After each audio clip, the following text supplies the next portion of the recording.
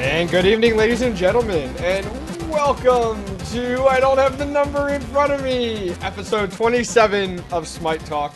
My name is Octane Pro, as always, joined by my co-host FG3000. How's it going, man?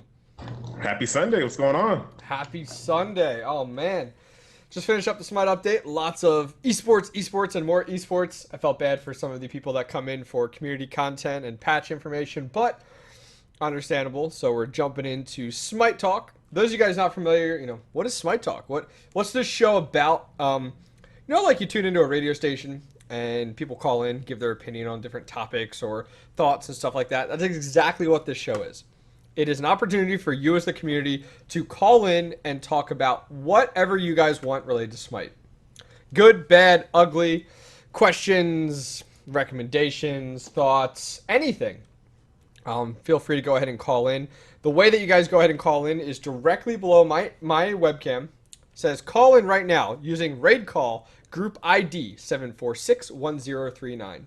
So pretty simple and easy. Google.com, look for raid call. I think it's raidcall.com actually. Download the program, set up an account. Once you set up an account and you join into the program, you can put in that group ID is like the channel ID. It's in the upper left-hand corner. Just put it in, and after you go ahead and do that, you'll join into the channel. And Buddha is the moderator in chat. He'll send you a message via an IM in raid call that wants to make sure that your microphone and everything is set up correctly. If it's not set up correctly, then he will wait until you have it set up correctly. But before we go ahead and jump into taking calls and talking about different things, FG, what have you been up to in Smite this week? I have been playing Solo Assassins, and I am so excited. Really? Yeah. I'm gonna make a shameless plug. I have a YouTube channel. I'm making a series where I just basically play all the assassins in the solo lane. So today I did Mercury. I'm gonna do Baka and Nijai, who are really easy, and I can't wait to do Arachne solo, Bot solo. Oh my god, it's gonna be fun. It's gonna be fun. How's that working out for you with other people agreeing to allow you to play those roles solo? Oh, they don't agree. I did Merc solo, and people were like, "How good is Merc solo? Any good?" Everyone besides me was like, "No, it's terrible." But I was like, "Golden Bow says differently." Yeah, right. Yeah, it all depends when you pick up Golden Bow, though. Come on now, you got to pick it up at the appropriate time. Started. Level 1, rank 2 Golden Bow, Merc solo. Yep. You heard it here, second or third. I'm not the first, but okay. Always. Okay, sure. I have not touched a game of Smite in like 9 days, I think. It's not because I don't love the game. It's because I've been away on vacation. And literally was away like Friday of last week, or the week before, into yesterday. I got home yesterday. I went to the Outer Banks on vacation. Got home yesterday. During the time driving back, when I wasn't driving, when my wife was driving, I was watching the tournament. So I haven't really played a lot of Smite. Got back yesterday afternoon. I'm home today, and then tomorrow I leave for business for 4 days. And then I get home, and then I leave for vacation for another 5 days. So back and forth type of style, to the point where not really touching a lot of Smite, but I'm gonna bring my laptop with me and play while I'm away for work this week. Get my Smite time in. So I haven't played a ton of Smite, but it doesn't mean I haven't been connected with it without a doubt. So are you ready to jump in on this? Another 5-day vacation? So does that mean there's no Smite talk next week? I don't know. I'm gonna see how I can organize it. We'll see what happens. We'll see what happens. So before we go ahead and jump in, I want to remind you guys that this show is available on iTunes. The audio version is available. We have a pretty strong audience actually on iTunes, along with people downloading the MP3 and stuff like that. So want to recommend that you guys go check it out on iTunes. You want something to listen to. This is very much a audio show. Yeah, you get the video portion, get to look at my beautiful face and the ugly stepchild next to me, FG3000's face. Wow. But if you guys do want to listen to the audio version, available on iTunes, just look up Smite Talk. 2 words, Smite Talk, and it is available and out there if you guys are interested. So let's go ahead. I'll let you go ahead and kick off our first topic here as we get people jumping in, waiting to get on the show and raid call. And we'll kind of start off on our first topic and go from there. Are we? All right. I'm definitely not delaying as I click on the actual topic. Oh, yeah. You and F Dot must be hanging out. You and F Dot must be hanging out. You guys are awesome. I love this part of the show, by the way. So here on Smite Talk, I like to talk about gods that aren't always mentioned when discussions come up. Everyone talks about the most overpowered gods, the most underpowered gods. What about those gods in the middle? They need love too. So let's talk about one such goddess. Who? Goddess. Goddess. Her name Okay. is Isis. Okay. Isis. So I just want to kind of talk about Isis because Isis is just one of those gods that I think universally people think she's pretty balanced. Mm-hmm. She's like almost in a perfect spot. Sometimes. Sometimes, really? I mean, you have an ability like Wind Gust, which is almost impossible to miss for the most part. Spirit Ball, which I would admit that has a kind of a decent skill ceiling. Her silence is easy to hit. Her ultimate, super easy to hit. But the point that I want to make on Isis is that her kit is so simple on paper, yet her skill ceiling is super high. Correct. And this kind of just shows that you don't have to make a complicated kit on a god to make a god that has a really high skill ceiling. I think a lot of people are looking at gods like Uller, people that have a little bit more complicated skill set equal complicated gods, but that's not always the case. Ice is super simple on paper, yet super sky high skill ceiling. All you got to do is look at Sayo's Isis, who is fantastic. Isis, really, really well balanced. Yeah, I mean, when I'm looking at Isis, F.Dot's SOP though. Yeah, right. There are some times when I would have to agree with F. Dot here. I mean, Isis in the right hands is disgusting to the point where it's so frustrating. Wind Gust, as you said, pretty easy to hit. That's a decent amount of clear there with it, so I really like that starting out. Spirit Ball. So when Isis throws out a Spirit Ball, I sometimes feel like I am a bug going after one of those bug zappers, where like you can't dodge it. You just shouldn't have go after it. You should go away from I it. know, but I feel like it's just like coming towards you, and you're like, oh, I'm gonna move left. Oh wait, no, I can go right. Bam, it hits you, and you're like, really, like, and chat can call me bad all they want, but I swear sometimes it's like Heat Seeker. It's like right on you, and you're like, are you kidding me? Like I dodged that thing. What is going on?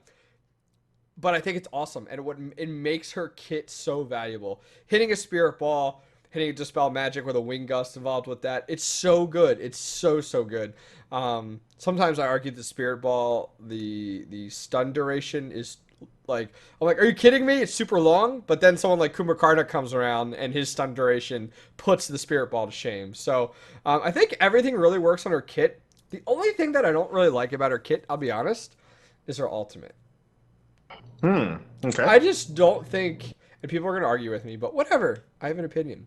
I don't think the Circle of Protection fits perfectly with the rest of the mobility of her kit. Mobility of her kit. Correct. Other than Wind Gust, Meaning like Wind Gust, like the distance and the range and the mobility is really, really good. Same thing with the Spirit Ball, thing like that. I just don't know if Circle of Protection fits her kit as well as what I think other gods do. I don't know. Do you when you look at Isis and you see her ultimate, you're like, wow, this is awesome. This is perfect. Looking at other gods that are playing mid. For example, let's talk about other gods that are mid. Okay? We talked about Agni quite a bit there. You're going to put Circle of Protection next to Agni's ultimate Meteor? No. Like it's really, really like I'm just let's look at some of those other mid gods and talk about that. Like where do you put her ultimate? I think the Circle of Protection kind of goes into her lore, right? Like, what is she, like the goddess of wisdom? Magic. Right? Magic? Wisdom? Some type of protection? I'm reaching. I'm really, really reaching. I don't know I can what see what you're she's saying. doing. I see what you're saying there. Yeah. It's just, like, I don't know. I could just think of some really cool things for an ultimate. Yeah, someone in chat, they're like, her ultimate's just weird. Like, it just doesn't fit. And I'll be eager to hear some people's opinion if you guys want to call and give us your opinion on Isis or anything else. Now, here's a good question. Talking about Isis. Who's the best counter for Isis? Oh, that's a good question. Because you have to remember with a counter with Isis, the big thing that you have to counter is her Spirit Ball. It's not really her Wind Gust. Her Wind Gust is really her clear, along with just a little bit of damage here and there. The Dispel Magic, not the biggest thing. But what's going to counter Isis with that Spirit Ball? A lot of people are saying Agni. I'm not. You know what? I'm not really sure. After they gave her the buff where she doesn't get knocked up anymore. Yeah. She doesn't get knocked up anymore. Wow, really? Whoa! Heard it here first. Heard it here first, folks. But I have to kind of agree with a lot of maybe F dot if he's still on. I would say Vulcan, but you're not going to see Vulcan in mid too often. You're So not, I but think Vulcan's it's range solid. gives him a lot of mobility, a lot of the ability to go ahead and help to shut down ISIS a lot. Agni does so well after level 5 versus ISIS because of just his ultimate with the stun ability. It helps out a lot hand in hand. So yeah, I mean, just a few thoughts there for sure. Oh yeah, and in Hunter's mid all day long. I totally agree. Rom versus Isis in the mid all day long, all day. And Neath, of course. Neath would do fantastic against Isis mid, but nobody will let me play Hunter. Well, wait, actually, I'm gonna force him to make. I'm gonna do another series after I'm done with my Hunter solo. It's time for Hunter's mid, so don't get queued up with me. That's right. You're that. Do you play? Do you? No, you probably don't have. You don't. You probably when you're doing these series because you're on YouTube and stuff like that. You don't have the curse client open, so people can't give you a hard time for playing those roles, Yeah, do they you? can't yell at me. Yeah, yeah. You're like no speak English. No. This is FG3000 with a little accent. You just can't see it. This is a totally different guy. So my question, while we're talking about ISIS, what would you change about ISIS? Um, Unlike you, I love her. So I Uh, actually think that her kit is literally perfect the way it is, to be honest. okay.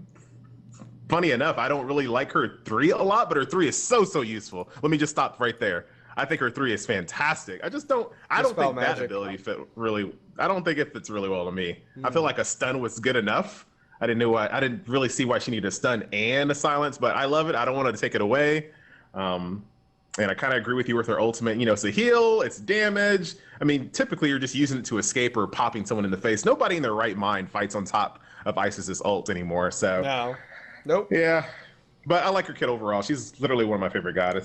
goddesses. Looking at ISIS like mid game, and in middle played correctly, the snowball is so strong. Like you do not want to get caught by her at all with spirit ball, with throwing. You know, her hitting a spirit ball if she's and then jumping in and throwing down dispel magic. And then just like wing gust and auto attacks are so strong. Like you definitely take that amount of damage. Wrecks. Oh yeah, and the circle protection is very helpful there. You know, when in a pinch or a team fight is underway, super helpful there. So I mean, Isis all around I feel is really strong. There's been phases with her where I've been like, are you serious? Like she is way too overpowered. She's way too good. But you know, at this point in time, you know, with where Isis is at versus some of the other mid gods, I wouldn't say she's overpowered or too strong or anything like that. I think she's pretty good where she's at. Would you agree? Definitely agree. All right, cool. Well, before we go ahead and jump into our first call, or our next, should I say, topic, we're going to be actually, our next topic, guys, is actually going to be going over some emails that we got from people. So if you guys want to go ahead and email us at smitetalk@gmail.com. I'll have one of the mods there, Buddha, possibly able to go ahead and put that in chat. Smitetalk@gmail.com. Feel free to email us questions and stuff like that. If you guys can't call in, you're not in a position you can't download the program, you don't have a microphone, whatever. Go ahead and just email the show then, and we'll talk about it next week. We'll bring it up next week. Smitetalk@gmail.com. So let's go ahead and bring Ty in. Ty, welcome to Smite Talk. How's it going? Hey, it's going all right. Hey, you've Sorry. called in before, haven't you? Yeah, I have. Always think that the stream is in real time, so it trips me out when I hear your voice. It's all good. It's Um, all good. So welcome back to the show. Appreciate you calling back in. yeah.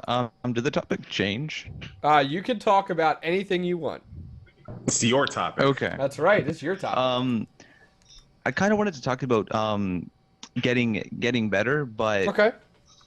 I'm not really sure what to do anymore. Like I feel I've gotten to a point where I'm not sure if I am getting better anymore. Like I feel Okay. like some of the simple things are out of the way, Hmm. and that might be why. Like when I first started, I didn't play any role. My role was Neath. Okay. Like that's all I played. And when I just started, and I haven't really played MOBAs any at that time. So we're just I just wanted to know what do you think I can do to get better? Okay. So how long have you been playing the game?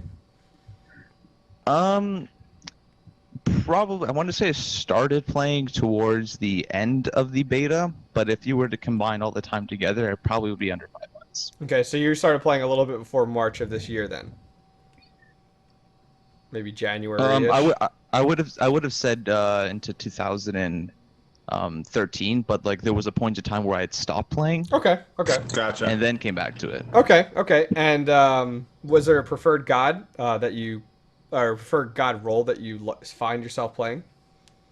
Yeah, I've shifted around. I used to play Neath. Neath was my role, and then I ended up switching to jungler, which might have been the wrong thing to do, because I feel like that's probably one of the biggest. It feels like for me, jungler seems to be like the quarterback of the Smite team of like your team. Yeah.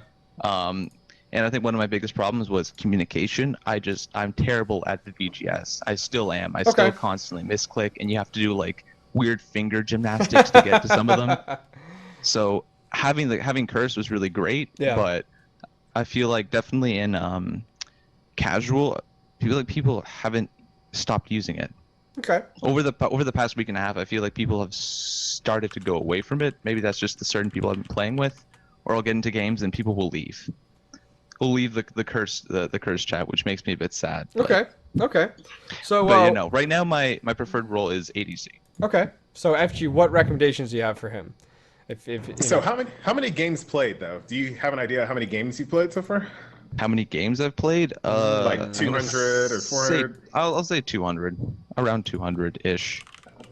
So I mean, if you said you've stuck with Neath for a long time, and you feel like you kind of mastered her basics, but you don't feel like you've gotten to the point where you're just like outplaying people constantly. I mean, what is your barometer of saying that now I'm officially better? Like how do Like I feel like my knowledge of the game has increased. Like I'm starting to like I've gotten past the point of worrying about people stealing my kills rather than making sure the kill is secured Okay. for me. Also making sure that I'm looking at my mini map a lot more now, making sure that I'm warding in certain places, knowing when to back off, Okay. certain things like that. And now I feel like I'm at the point where some of the more basic things are done, and I don't know how I am going to improve. Probably one of the biggest things is just to increase my god pool. So I've started to play Assault more Okay. on your recommendation, Octane. Yeah. Currently, It my favorite forces you god to is play Rom. other gods. That's right. Yeah, so my favorite god right now is Rom, and I've been trying to wean myself off of him, but it's very hard. I just have such a fun time Just playing him. migrate from Rom to Apollo. You'll love it. You'll love it. Just want to put it out there. I probably one of the biggest reasons I started trying to play Apollo is that new skin. Mm. Hands down, that new skin. Ah, yes. so it looks like you kind of focus on hunters then. Yeah, Yeah, Hunter, ADC. Yep. Hunters, ADC is my big role. I've sort of moved around from mid and solo, but Yeah, I Like- think probably the best place to start, since you've already been playing you've been playing all the hunters. You know all the other guys that you're going against. You feel like you have a very good grasp on the game. Yep. And I don't know how you feel about Twitch right now, but I really feel like Twitch is almost the next logical step to getting better. I remember this one time. This was maybe like 6 months ago. It was during the last tournament series where I was watching, and this is funny because we're talking about ISIS again. Is that I was watching someone under the tower, and it looked like ISIS was going to get that kill, like no matter what. She threw her spirit ball. It was just about to hit, and then I forgot who it was, but all he did was just do a little moonwalk. Just a little moonwalk, and then the ISIS spirit ball went ahead of him instead of hitting him. And this whole time I was going, just like Octane, I was like, I feel like this thing is a heat sinker, but I was like, wait a minute. If they throw it and I just moonwalk, it's not going to hit me. Like those little small things are what takes you to the next level, and they're kind of hard to just instinctively do without someone else showing you or seeing someone else do it. So I just feel like, man, you start watching other people play and kind of pick up on the little things that they do, you will be able to get to the next level, and you start stealing everything, still all the things from everybody that's good, and then integrate them to yourself. And I think that's kind of the way you get better. yeah, I've definitely started to watch a lot more streams. I think one of my favorite YouTube videos right now is a video by Wolfie, and it was Don't say that too it loud. was it was a YouTube video. It was like a year ago, but it was a VOD of like him replaying his game that he played, starting out jungling, and he showed or he spoke about why he did these certain things and how it put it ahead Sure. of the other jungler, and I thought that was great. Mm-hmm. But Yeah, I think. I mean, I can where you're at right now, the only way to see yourself doing better is to start two things. First, FG had kind of commented on Twitch and utilizing that. I would recommend that you watch and take notes on Zapman and Barracuda, both people that stream a lot. They're both excellent, pretty much top NA ADCs. Take a look at their builds, see how they're building the same gods that you are, and why they're building them the way they do.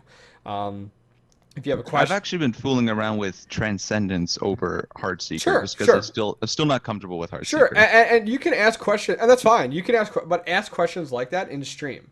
Ask questions about that to those people. Why are you building this versus that? And they will very nicely go ahead and respond back. They're really cool with that. On top of that type of deal, watch how they play those gods. That's the big thing, is their play style. When are they rotating? Why are they rotating? Is it because of a team fight? Is it because of a camp? Things like that. Oh wow, they're rotating a lot more than I am. I need to be rotating more. Like that's a big thing there. Like a lot of people realize that. So that's something to keep in mind. How they play with their supports. Watching a hunter, how you play with a support or versus them. Do they rely more on their support than compared to you? Is their support setting things up? And then the second thing I can recommend outside of Twitch and looking at some of those questions when you're watching people is start to try to play in organized groups. And what I mean by that is join like Code Green, where you automatically get put into a group, or start to look at the pickup games on Wednesday nights that Hi-Rez APC and Kelly does. You just kind of like joining in. Reason being is you'll notice yourself getting better when you're starting to play with other people in organized fashion compared to just, oh, I'm just going to play and just play randomly, whatever. You have a completely different mindset when all of a sudden you're playing in those different types of competitive environments. So that's probably my recommendations is Twitch and starting to tap into some of those tournaments and stuff that are very casual but still competitive. Yeah, I'll definitely do that. I'll definitely start looking around. Anything else? Also, I guarantee Go for it. you're better than you think you are. I guarantee you're better than you Hey! think you are. If you go against someone that, listen, you said you had what, 200 or 300 games played. If you could somehow go into a bubble, and I don't mean go Smurf, if you could somehow go into a bubble and play versus yourself when you were at 100 wins, you would notice a dramatic difference of how much better you are. It's just the little things that add up to being fantastic. Being on the level of Octane Butter Your Mirror. Buttermere, baby. Buttermere. I haven't played Ymir in forever, but he's definitely one of my better gods. Any other questions that you have, Ty, that you want to talk about tonight? Nope, that's it. Okay, thanks for coming on. I appreciate it. Yeah, thanks. Later. Why everyone's hitting on my Buttermere? Come on now, Buttermere's awesome. Man, you just have an unhealthy love for him. That's why. Ymir's awesome, but I haven't been playing support recently. I've actually been playing a lot of ADC, a lot of Apollo, a lot of Rom in there as well. I want to get a lot better at Shablanque. I think Shablanque is so potent if you can play him right. Yeah, if you can get him out of that laning phase, yeah. Yeah, I know. That's the biggest one for me. Let's go ahead and bring in our next caller, and then we'll jump on to some of our emails here. Wolfpack89, welcome to Smite Talk. What do you want to talk about tonight? Thank you. I got something, Ep.27 knows who I am, and I got something I want to talk about. Okay, go for it. It's a community site, so I'm not sure if you want me to plug it or not. So I go want for to it. check before I. Nope, go for it. Go for it. Well, I got the idea from you actually on the Smite Update show, and I love the show, by the way. And you guys were talking about the fact that we need a place for the community to have and go and find out where all the events are. Mm-hmm. And so I created that. So right now we have a site called nextwavegaming.com that lists all of the community events that we can find. Okay, it's nextwavegaming.com. Yeah, and so we go to Tier Marshal, we go to Smite Central, we list all the Hi-Rez stuff, and we don't have everything listed yet. We just got started about a week ago, but we try to consolidate all that information down for both NA and EU, so that people can find events and get engaged in the community. Okay, sounds good. Well, I will. Yeah, I took a look at it earlier this week. It's literally, that calendar is almost full. There's almost events almost every other day. It's fantastic. I just got on the page. Let's see here. All right, so I'm gonna have everybody in chat's gonna go check it out. So you'll be flooded with 1,000 people looking at it. And let's see here. Okay, cool. So NA events. Let's take a look here. Oh, sweet. So yeah, that's a really, really good idea. I like it. So yeah, thank you for plugging that on the show. I mean, I think that's a great idea. Anything else you want to highlight about the page? Yeah, actually, there's one other thing that we're really, really excited about, and that's I've been working with other players, people like Jeff Himla from COG and Clumsy Dev from Resist Gaming. I've been talking with them, and we started developing a new metric where we're going to be generating a player score using more than just KDA. So based on your role as a carry, a support, or kind of a hybrid role, we're going to take into account things like player damage and structure damage and healing and how much damage you take and all that, and generate a score that encompasses more of who you are in that particular role, and you can compare yourself against other ADCs and compare the top ADCs in tournaments. And what it'll do is it'll standardize it, and it'll kind of make the number of games played less relevant. So your total number of assists don't mean as much if you're playing the most games. So we're trying to find a way to standardize it. And so by the time the SPL comes out, we'll actually be running articles and posting things, looking at esports from a different perspective, where we try to kind of standardize it and average it out. And like I said, I've been working with some of the pro players who have helped me a lot with this, and we're really excited about it. That's the other big thing we're looking forward to. We also have interviews that come out every week. We just had an interview with Zelia that came up today. I think I have an interview with Pain de Bionde coming out later next week. So we're pretty excited about a lot of the stuff we're doing. Yeah, I think that's great. I think what I can say is keep up the good work there, without a doubt. Keep pushing it, and yeah, really push that calendar. I mean, unfortunately, right now Reddit is kind of the source of all evil in the Smite community, and we kind of rely on Reddit right now. So I think that's great, and utilizing this NA and EU calendar, I think, is a really good thing. Hi-Rez was doing it for a while, but they kind of fell off that boat for a little bit. So no, I think this is great, and I appreciate you bringing it to our attention. Yeah, well, Thank you. Anybody who wants to host an event, you can contact us. We'll list you. Like if you want to do even just a one-day event, like I want to run this once, let me know, and you'll get on the calendar. And then the more traffic you get, the more people you get involved, and you can make it a more regular thing. So it's the goal is community. Like the entire goal of the site is community. We have our own stream channel, we have all that, but the goal is community. I'm kind of upset I don't see the Smite Update or Smite Talk podcast listed on those calendars. Those aren't events.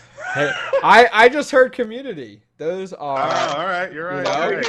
Here. I'll make that a little better. I was actually just talking with somebody before the show, who we're actually going to start running a calendar that lists all those kind of things. So we're going to start listing the big stream shows. We'll have, and I'm not sure. We just literally started talking to him before, and it was Buddha actually who wanted to work with me on this. And so he and I are going to talk and try to get things going and get all that stuff listed too. So I'll throw a third calendar up there: NA events, EU events, and then top streams or stream channels and things like stream events, things like that. So we're working on that. That's actually something we want to do. You should look if the domain smitecalendars.com is available and redirect it. Just want to point it out there. That would be a good idea. I think I might do that right now.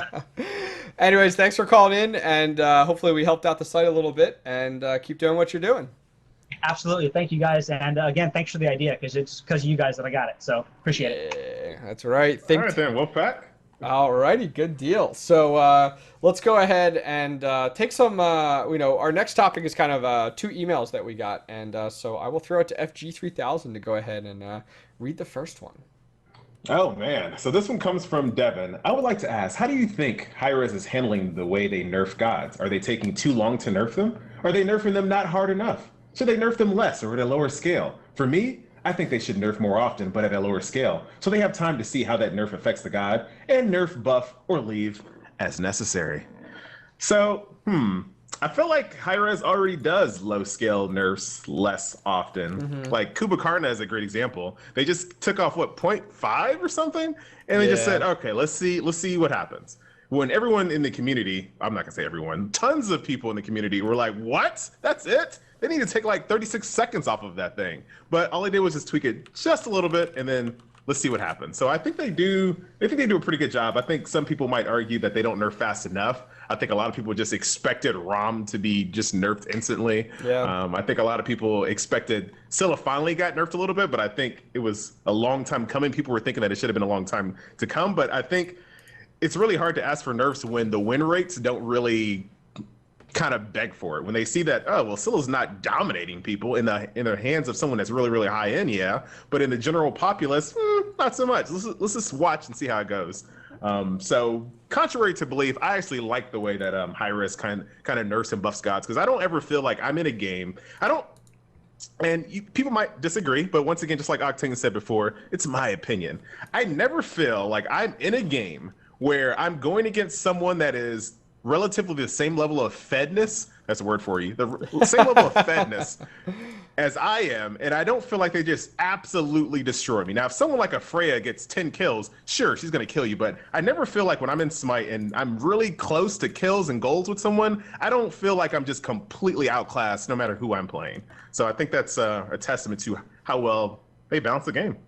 Yeah, On to you, Octane. I can say that Hi-Rez has come a long way with how they balance their gods within the game. Looking back 2 years ago, whatever, you'd have a god like Ares released or Guan Yu released, Guan Yu originally released, and they would be in the game for quite some time before an adjustment would come. Hi-Rez, thankfully got to a point quite a long time ago where like they were coming out with patches weekly and it was so effective. There were some times where like you would see Hi-Rez slowly, like God's release Wednesday, and then Friday they have a hot fix because that god something is entirely broken and was just doing so well. So Hi-Rez has come a really long way with the way they're handling things.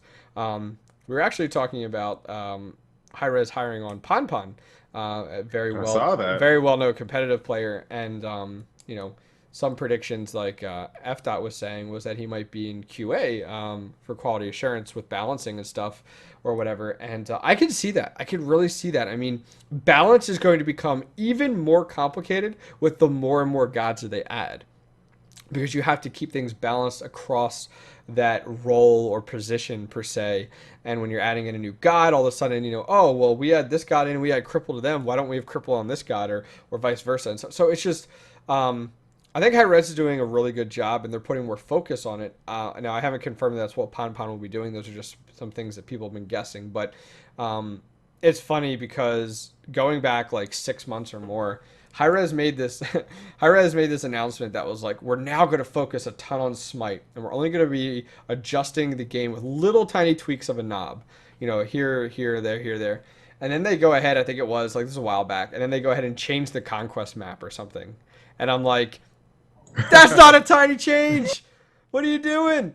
So it was just kind of funny. But right now they are doing that very well. Sometimes it frustrates me because I feel like Hi-Rez when they need to make an adjustment to a god and they're like, wow, like this, like for example, Rom, everybody was like, they need to do something about his first ability. It's just too good shooting through the minions. It doesn't use mana. Like, it's too good. Hi-Rez comes out and doesn't even touch that ability. Which is very common. You see, well, Hi-Rez will, if there's a problem here, they don't adjust that problem. They look somewhere else, like in the kit of the god that they can make that tweak to keep those type of items, the way they are. So I don't know. That's just kind of how they do things. Sometimes it frustrates me. Sometimes it works perfectly. I think they're on the right track right now. So I have to agree with where we're at right now. Me and Octane agree. Nice. Whoa! All right, let's take our second email here. Email from Samuel says, what are your thoughts on the number of skills being added that have knock-up immunity during the cast time? The most recent one being Serket's Dash. I think it's okay for now, but if they keep adding knock-up immunity animations, at what point does knock-up become a very poor, unreliable CC?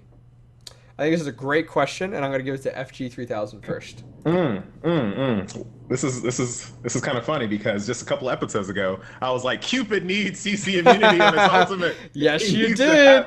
Yeah, this is probably hindered right off of that too, to be honest with you. I bet you it is. That's actually a really good question. Yep. I don't feel like it's too much now. I think they definitely. I'll be frank. I don't think Chalk needs it at all. I don't even think he needs damage reduction, to be honest. He has a 96-second silence on his ultimate. So there are some instances where I don't think you need to be CC immune in your ultimate. But there's some gods like Cupid, some gods like Hercules before he was CC immune. I mean, you could stun him so many times. You could die before you throw your ult. It's just not fun gameplay. To me, when there's certain gods that can, no matter what, they're going to throw their ultimate off, and then you play another god where maybe if you're lucky, but not in the crunch time when you actually need to, like, oh, there's 3 people around me. I'm old Hercules without CC immunity. It's time for me to shine. Oh wait, I just died trying to do my ultimate 3 times. That's not fun. So I think half a second, those really short CC immunities, I don't really see a problem with those. You just kind of it doesn't make Knockup poor or unreliable, you just basically wait until it's done, right? You just kind of just pause and then do it. Or, there's you can still use them. They don't make them, ineffective, in my opinion. Sure, sure. Yeah, I mean, when I'm looking at looking up the knock-up immunity, like there's some things that drive me. Like I really like the knock-up mechanic in the game. I think it's awesome. I really, really like it. I assume you're turning your camera back on, right? Oh, ta-da! There we go. I was like, what are you doing to me? I was like, I have the Smite logo on my screen. Anyways, I really like the knockup mechanic as a whole. And the fact of now adding in, the immunity to that with like your cast times, like you had talked about, you're like, yeah, it'd be great if Cupid had the ability to go ahead and had a small time of immunity when casting because of the interrupt. I understand both sides of it though. Like I understand why you need to be able to interrupt some gods' ultimates and why you can't. And I understand the value behind that also adds to the skill of that individual god when needing to cast those abilities. But I can see where this person, Samuel, is coming from when it comes down to, when do we get to a point where, like, it's just unreliable, like, because of the fact of there's adding so many abilities that have knock-up immunity. This kind of reminds me, what was it? Oh, when, at one point, this was probably like a year back, we were kind of discussing how Hi-Rez was getting to a point where almost every god coming out during a period of time had a disengage or a leap ability. And it was like, is that the new requirement for a god? That it needs to have a leap or a disengage?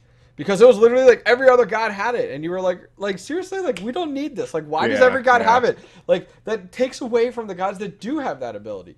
I think this was around maybe the time the release of Neath that this was, because the backflip ability, where it wasn't necessarily a leap, but it was a disengage. And, we definitely talked about it for quite some time. And it kind of comes back to, like, that same mechanic when, like, at this point right now, it might feel like that everything kind of has that knock-up immunity to it right now, but I'm hoping it fades out a little bit and it doesn't just stick with it, because, like, that was something that drove me nuts. I hated the fact that, like, not every god needs a disengage or a leap, and that's the same thing here. Not every god's ability does need the knock-up immunity to it.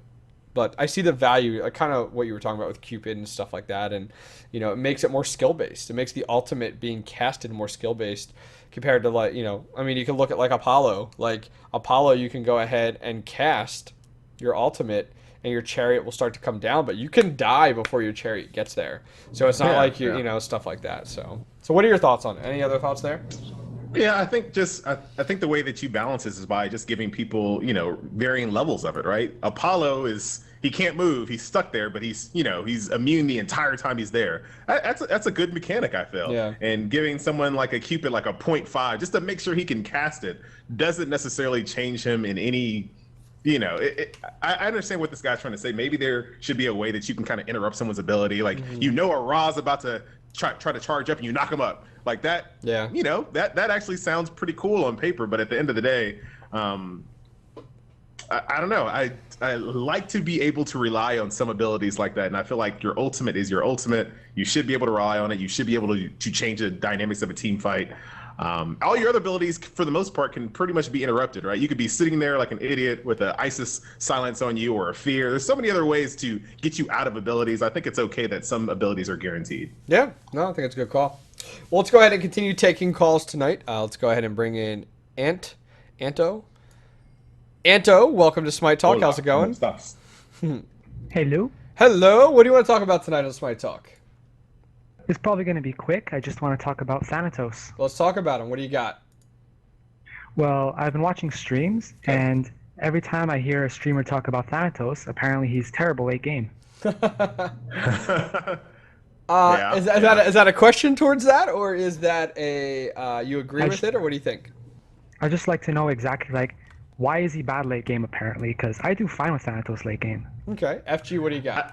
I don't think it's bad. I think his curve is like this, and then it doesn't go like this. It doesn't immediately go down, but it just, as the game continues to go on, it just, because he goes so high, so fast in the mid game, that it just has to come down. Just because his focus is so, if you have a Geb on your team to keep you safe, then maybe you're not going to die very instantly. But if you don't have someone that's supporting you, what are you going to do? You're going to come in the middle of a team fight. You're going to get focused down and killed pretty much instantly when it comes to late game heroics by Thanatos. I mean, it really depends on how your team comp is structured around Thanatos. And I think what people say when they say Thanatos is bad late game, they say Thanatos is bad late game when it comes to when you're in a pickup group with random people who you don't know. Right, when you're just in a game and you might be, it might just be all about you. You might not have any support, and trying to change the dynamics of a 5-person team fight with Thanatos is a lot harder than Hunbots. Because Hunbots, you just throw your ultimate and like, GG, holla, see ya. Yeah, I think when I'm looking at Thanatos, it kind of look at Kronos, for example. Kronos starts out each god kind of scales differently throughout the game. So Kronos starts out scaling a little bit weaker. Mid game gets good. End game is disgusting. And then you look at Thanatos. There has to be gods that have the opposite effect to that. Thanatos is pretty good early game, really good, kind of mid game there. That kind of falls off late game. Same thing. Look at like Artemis. Artemis, for example, is amazing late game. Like auto attacks for the win. Who needs any other ability? Just auto attack and you kill everyone. Early on, starting out, Artemis, it could be a little bit weaker, stuff like that. Mid game takes off, and then end game, as I said, is amazing. So I think the scaling for different gods, it kind of is all over the place. So I think when people are looking at late game type of assassins, for example, they're not looking at Thanatos. They're looking for somebody like Osiris, for example, and stuff like that, where it comes down to team fight. Whereas when I look at Thanatos, I really see Thanatos as more of a early and mid game god that benefits more from the jungling effect, the ganking effect, whereas late game is more of your team fights. So that'd be kind of my thoughts. Any last thoughts on that, FG3000? And yeah, not to mention I say this all the time, when it comes to casual pickup games, these games end early. So this is probably why you're like, Thanatos is a beast, because the game just end early because you get into a snowball situation. Yeah. But if you're playing in a rank or in a tournament, people aren't going to be quick on that F6 button. They're going to play out. They're like, you know what? All we got to do is just get a full item build. Let's just play the game out. Let's get to that 30. Let's get to that 35-minute mark. Then we can shut down this Thanatos. And then, hey, Thanatos has 11 kills. The rest of the team has 11 kills total. If we just kill Thanatos, we're going to start winning. Yeah. There's not a lot that Thanatos can do at that point. Yeah, agreed. Any other questions you have there? Wait, you said you were good at Thanatos late game. Tell us why you think that. I completely went over that. Because I've seen lots of Thanatos builds. I've seen a Thanatos tank, which is weird. Yeah. But I play him auto attack, since people just say like, oh, he just needs penetration. That's all he can do. But if you build them lifesteal and auto attack, like Asi and Bloodforge, okay, that's what I use. And you just last so long because you hit the death scythe and you get half your health back. Well, I think that's the big one, because like end game, if you don't have that lifesteal like you're talking about, end game Thanatos just like melts. I feel like he's just super squishy, so I can see that for sure. I can understand that. Well, sweet man. Well, I appreciate you calling in. Any other questions you can think about for today? Not really. All right. Thank you very much. Thank you very much for calling in, for sure.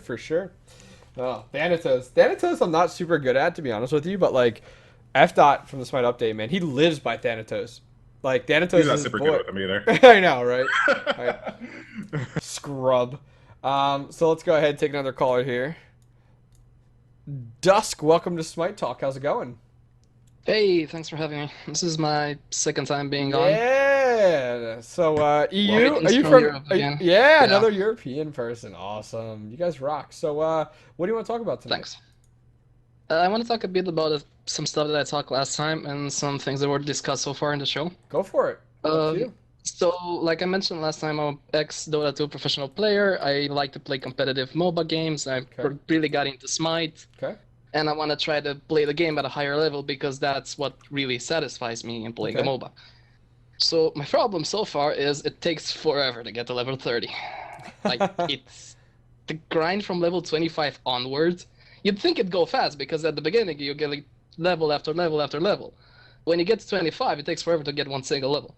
So I guess the thought process behind this is get experience with the game, try to play it better, and be prepared for League. Yep, absolutely. The problem I have is that in Conquest, I don't feel like they prepare you enough for playing League. Because, let me give you an example like what happened today. I played Conquest.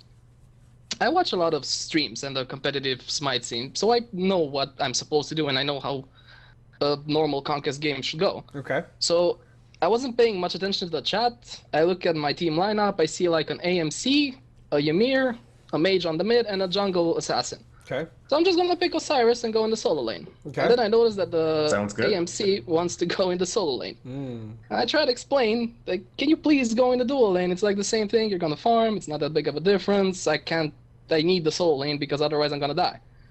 And he's like, no. He just stood in game and turned his character towards me, kind of like taunting me. That was really weird. And he refused to go on the dual lane, so I had to go on the dual lane with Ymir, and we faced Athena and what's his face? There's probably a hunter right behind that. That sounds brutal. Rom, most likely. Yeah, on her. Honor. Oh, Oh, honor. Okay. Yeah, and we couldn't do anything on that lane. So I'm not in a lot of games like happen like this in like casual conquest. I'm not really getting prepared to play in League.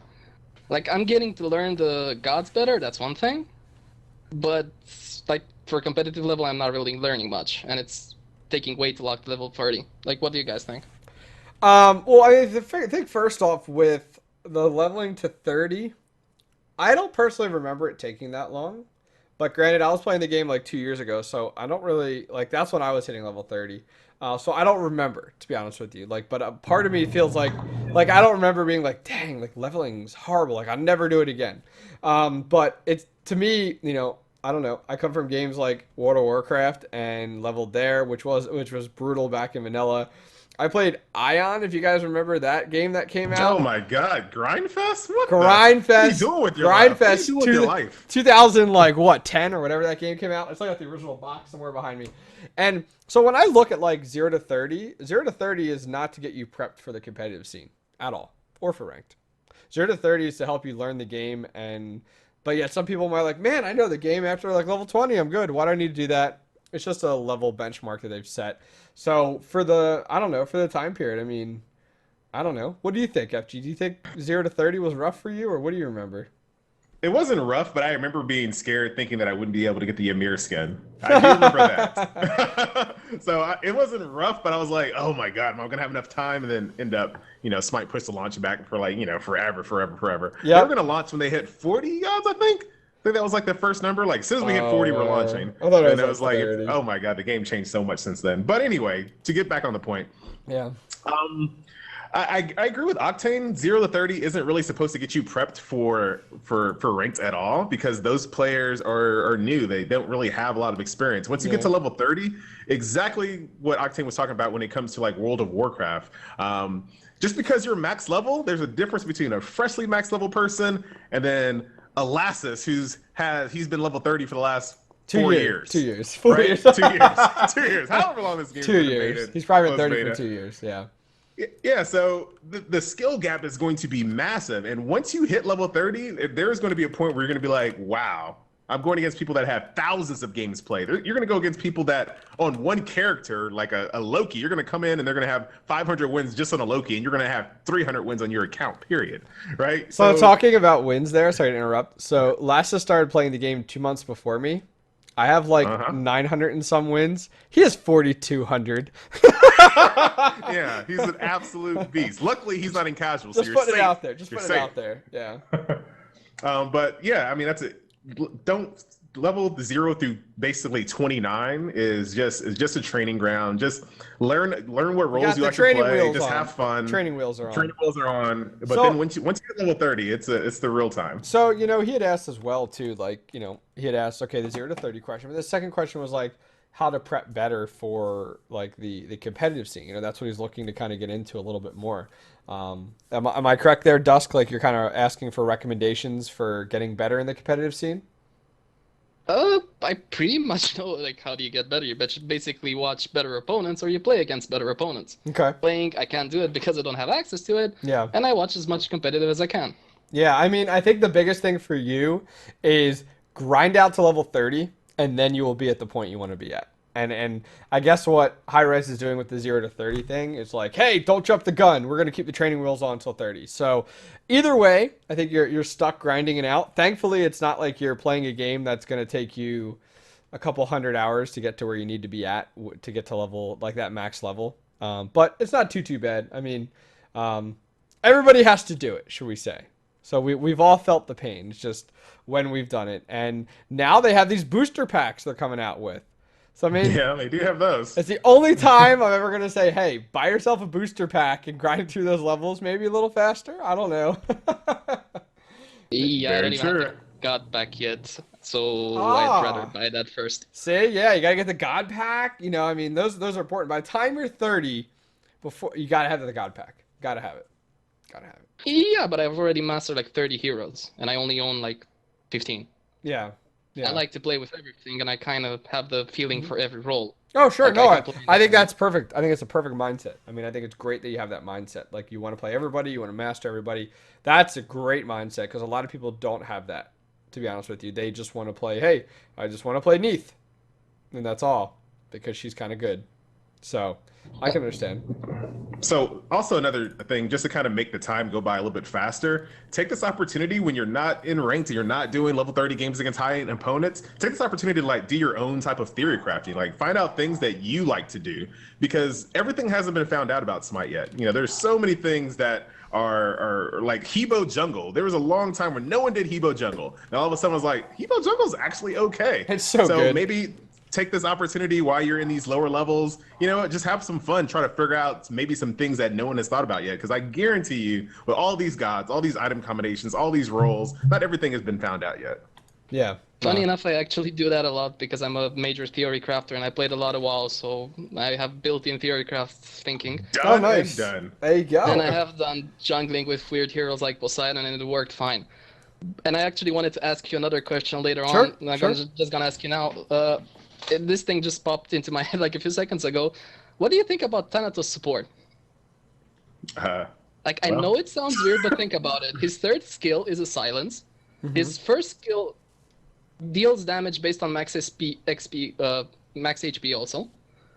And his ultimate can kill things regardless of how much damage he has on his hero.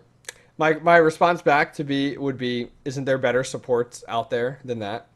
You can say that about half the roster. Like my point is because of the way that Hi-Rez builds their gods and the way the kits are designed prior to buying any items or leveling anything. If you look at it, like when we say like, oh, Thanatos support, could it work? Maybe in your level grind, but once you get up to like level 30, right, or you're playing in a ranked game and you're gonna go a Kumbhakarna or a Geb versus a Thanatos, the other support's gonna shut you down time and time again because their kit is better suited to be a support and a guardian than a Thanatos kit, which is meant to do damage. So I can see what you mean by some of the abilities, but you have to remember like Thanatos' kit is meant for the quick burst and killing, not necessarily just to go ahead and help to shut down like you would like a support. So for me, I don't think I'd ever try it. I think it's cool to theory craft like that. Like that's like what you said, like, oh, you have a theory crafting mind. Like I can understand that. You know, I can understand you trying to figure that out. But for me personally, I'd be like, no, I'll just play Geb or Kumbhakarna. But I don't know. What are you thinking, FG? I'm not going to shoot it down, but I'll just say that the fact that if you're going to be in a support role, you're going to be behind in levels, and a behind in levels Thanatos isn't very scary. I guess if you just only use your 3 and just kind of leave, but then you're not really a true support for your team when it comes to the team fight stage. So, I don't know. Well, behind Thanatos is not scary. Just like a behind Freya. Those people are just like, get out of my face. Ding, ding. Well, thanks, man, for calling in. I appreciate it. No, thank you for having me. Alrighty, let's go ahead. We'll take another caller here. We have lots of people stacking up in the waiting list here. Nice. Ezra 710. So Ezra, welcome The man with $1 million voice. That's right. How's it going? It's going well. Oh, it's he's going well. back. Sorry. He's back. Yes, after a little while. Oh, I made 2 a weeks. mistake. 2 here. weeks. Hold on. 2 weeks. It was while you were gone last week. I know. How dare was I? hurting. Trust me. Yes, I know. get the Twitter messages. Why is there no Smite update or Yes. Smite talk tonight? What's going on? It hurt. I even sent you one just to say, hey, I miss you. I know. Hey, if So- I don't get paid for this. This is the side gig. Okay. Come on now. Understandable. Hey, I had a couple questions. Go for it. Okay, let me ask first. Did you all see the feedback form that was posted on Thursday Was that by Dryback? for Drybear? Smite? Yeah, Drybear. Yes. Yep. Okay. Yes, he put a link in there, and it took it to Reddit instead of the official forums. But I went and to Reddit and and filled it out, just to see what it was. Okay. Did you two see it? And what did you put for the last open-ended question, the one that said other feedback, after they talked about, what guys need an adjustment, so on and so forth. Did you fill that part out? And I was curious to know what you put in it. All right, so I'm gonna find this, and we will go. Kind of like the wish list. I'm gonna find it, and we're gonna go through it. So let's see. Do you have a link to that anywhere? Do you have a link to that Yes, feedback? I do. All right, here. Go ahead and send it in raid call. I just sent you an IM message in raid call. Okay. If you want to go ahead and just respond back with the link, All right. we will go ahead through this Okay. with you, and I will send it to FG. So just go ahead and paste it in the IM message. You should get it, dude. Okay, there it is. Perfect. Yeah, I got it. Okay, Not cool. the whole thing, because I don't want to take up all the time. 'Cause I did have another You question. liar! But you just liar. the last part, just the very last one, the one that had wish list in there at the very end. Okay. Okay. So what we'll do is FG. Did I send that to you yet? Did you get it? Yep, I got Okay. it. I actually Okay. didn't fill it out, so I guess I'll fill it out now. That's Oh right. my goodness! Oh, That's my right. God. Sorry. FG. So taking a look at that, it says, in your opinion, which god needs a negative adjustment nerf the most? I think I did fill this out. Oh, but skip all the way down. Do you remember what you put at the very last one? What that says, The other feedback. Other feedback. New game Yeah. features, wish list request. Okay, what is your wish list before we give ours? Mine? Yep. What's your wish list? Of course, the return of mine was the return of Arena League. Okay. Why am I not That surprised? was- Why am yeah, I not surprised? That was the first thing I wrote, like 5 or 6 paragraphs explaining why I think they should bring Arena League back. And you know why I'm And then gonna I put in- answer back to your wish list and say denied. There is not a arena ranked population to support it. You know what? They should add it back in. They should add it back in, and then not put a timer with it. So then you have to sit around and wait, and you'll be like, man, I gotta wait 30 minutes for a game. I'm not playing this. So what else you got? Well, what else you got? I also put in about the I noticed that FG, I was looking at one of your old skin Little skin spotlight. The skin spotlight, thank you. And I saw the one for Vulcan Sentry, and it had his old kit.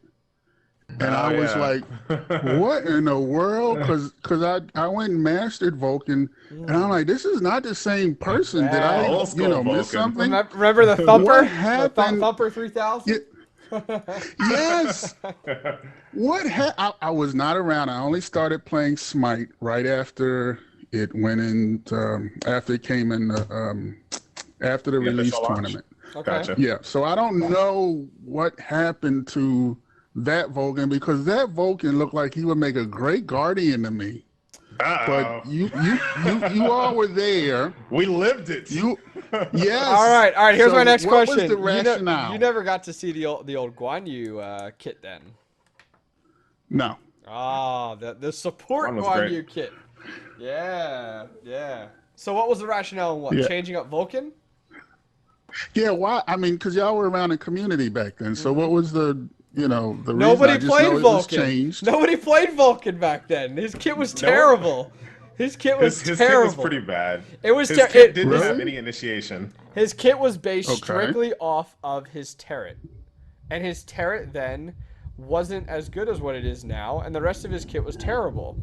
Well, So- helicopter. It What was wa- that? That's Erez. That's his microphone or something. It's making a noise. But anyways, Oh, I'm his kit was terrible to the point where you'd be like, all right, I'm gonna go ahead and throw my Thumper 3000 down as the enemy approaches me to try to slow them down, and then let's go ahead and throw a turret down.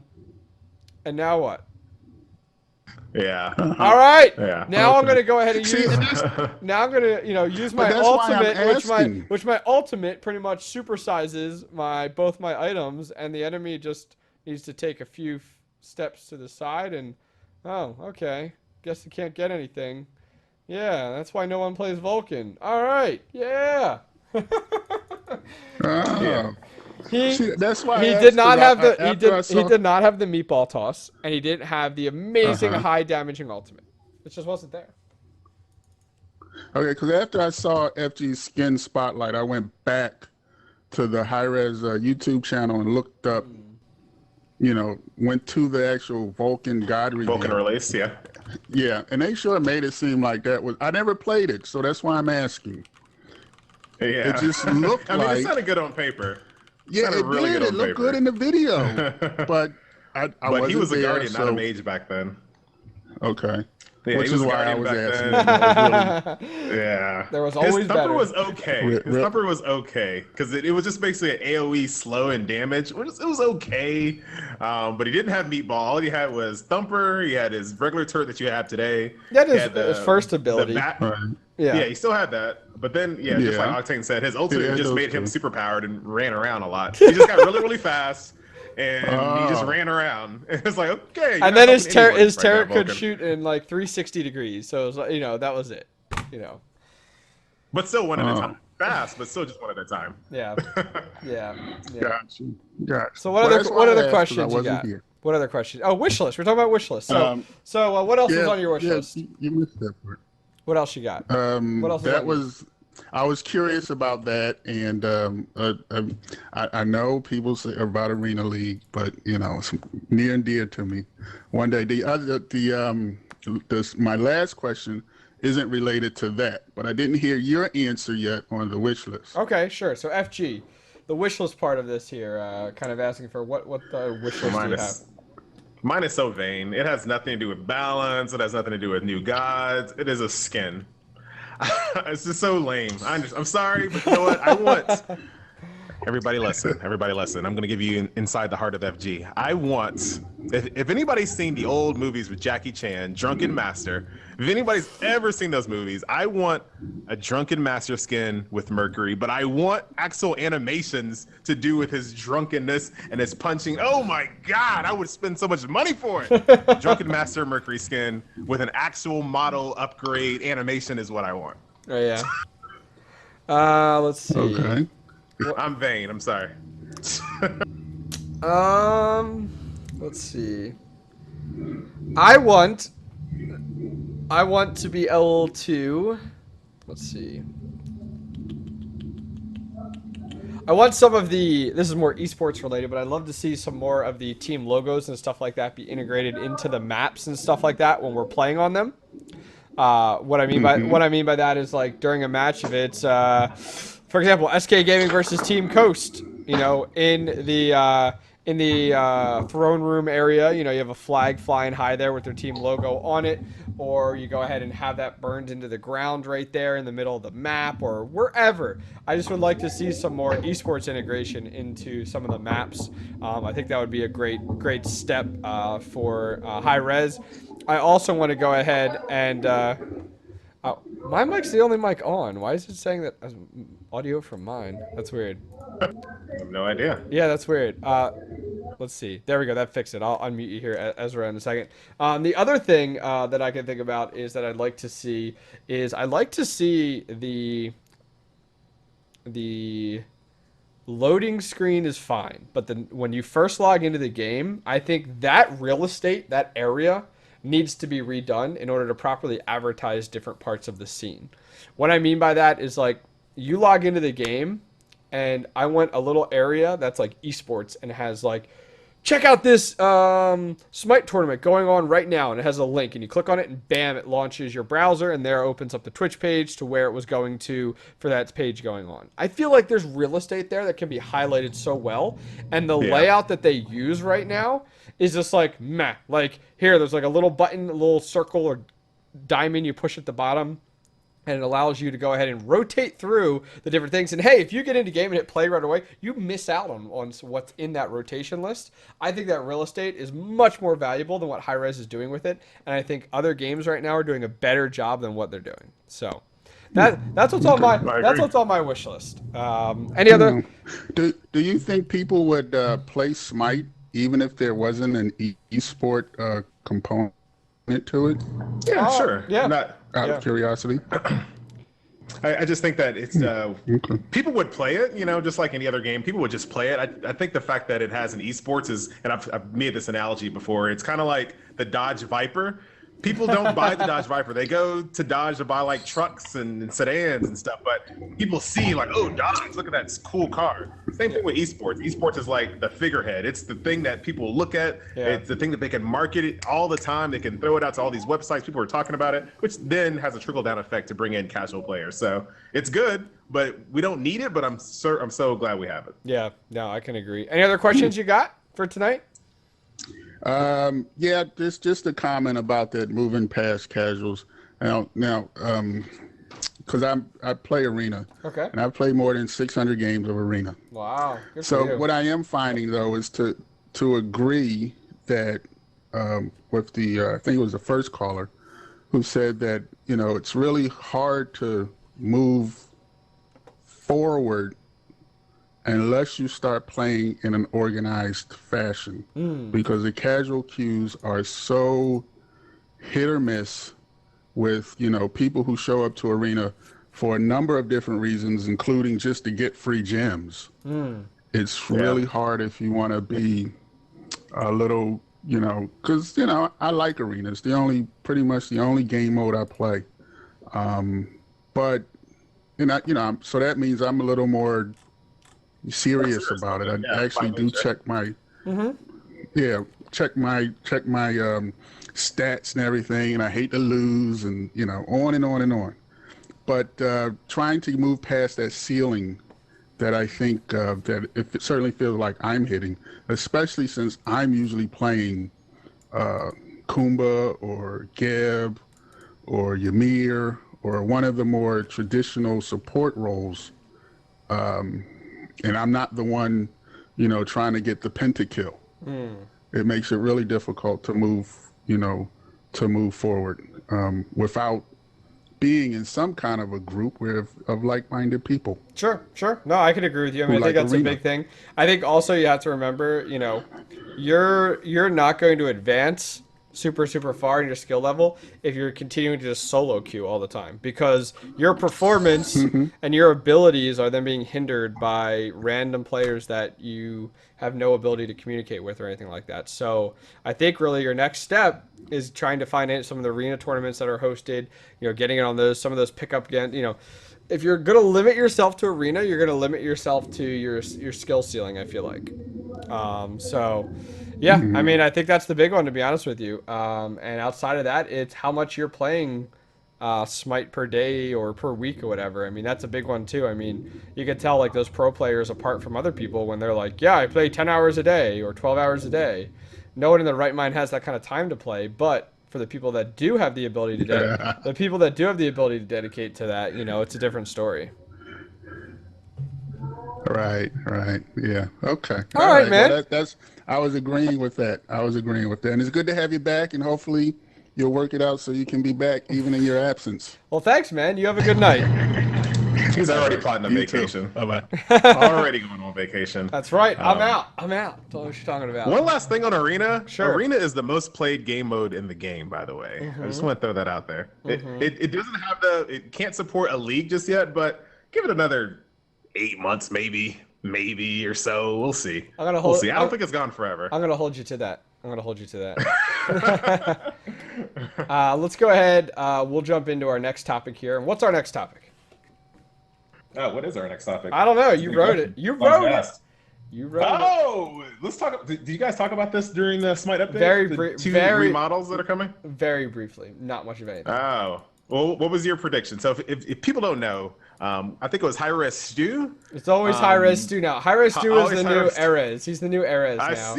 I see that. So Hi-Rez Stu tweeted out that there were 2 remodels coming in the next patch. 2 in a single patch. 1 male god and 1 female god. And of course, everybody starts going and typing and trying to figure out who it might be. Yep. I think, if you want FG's opinion, I feel like, and correct me whatever you think, I think it's going to be Ao Kuang for the male god, right? Just because they've been talking about Ao Kuang so much. I think they're going to give him the Hunbot Sun Wukong treatment. So I feel like that's the male one. I could be wrong if someone has any new information. And then when it comes to the female god that is going to be remodeled. Arachne. I know it's going to be Arachne, but they just talked about whether she should be an assassin or a guardian. It's a teaser. You think Alquang so? and Arachne. You heard it here first. Post it All right, on so they're Reddit. trying to throw us Post off. it on A red Reddit. herring. That's what it's gonna be. Just saying. Just saying. No, All right, I'll take that. That's my guess, to be honest with you, is Alquang and Arachne. I think Alquang is going to get the Hanbat Sun Wukong treatment, kind of like what you talked about.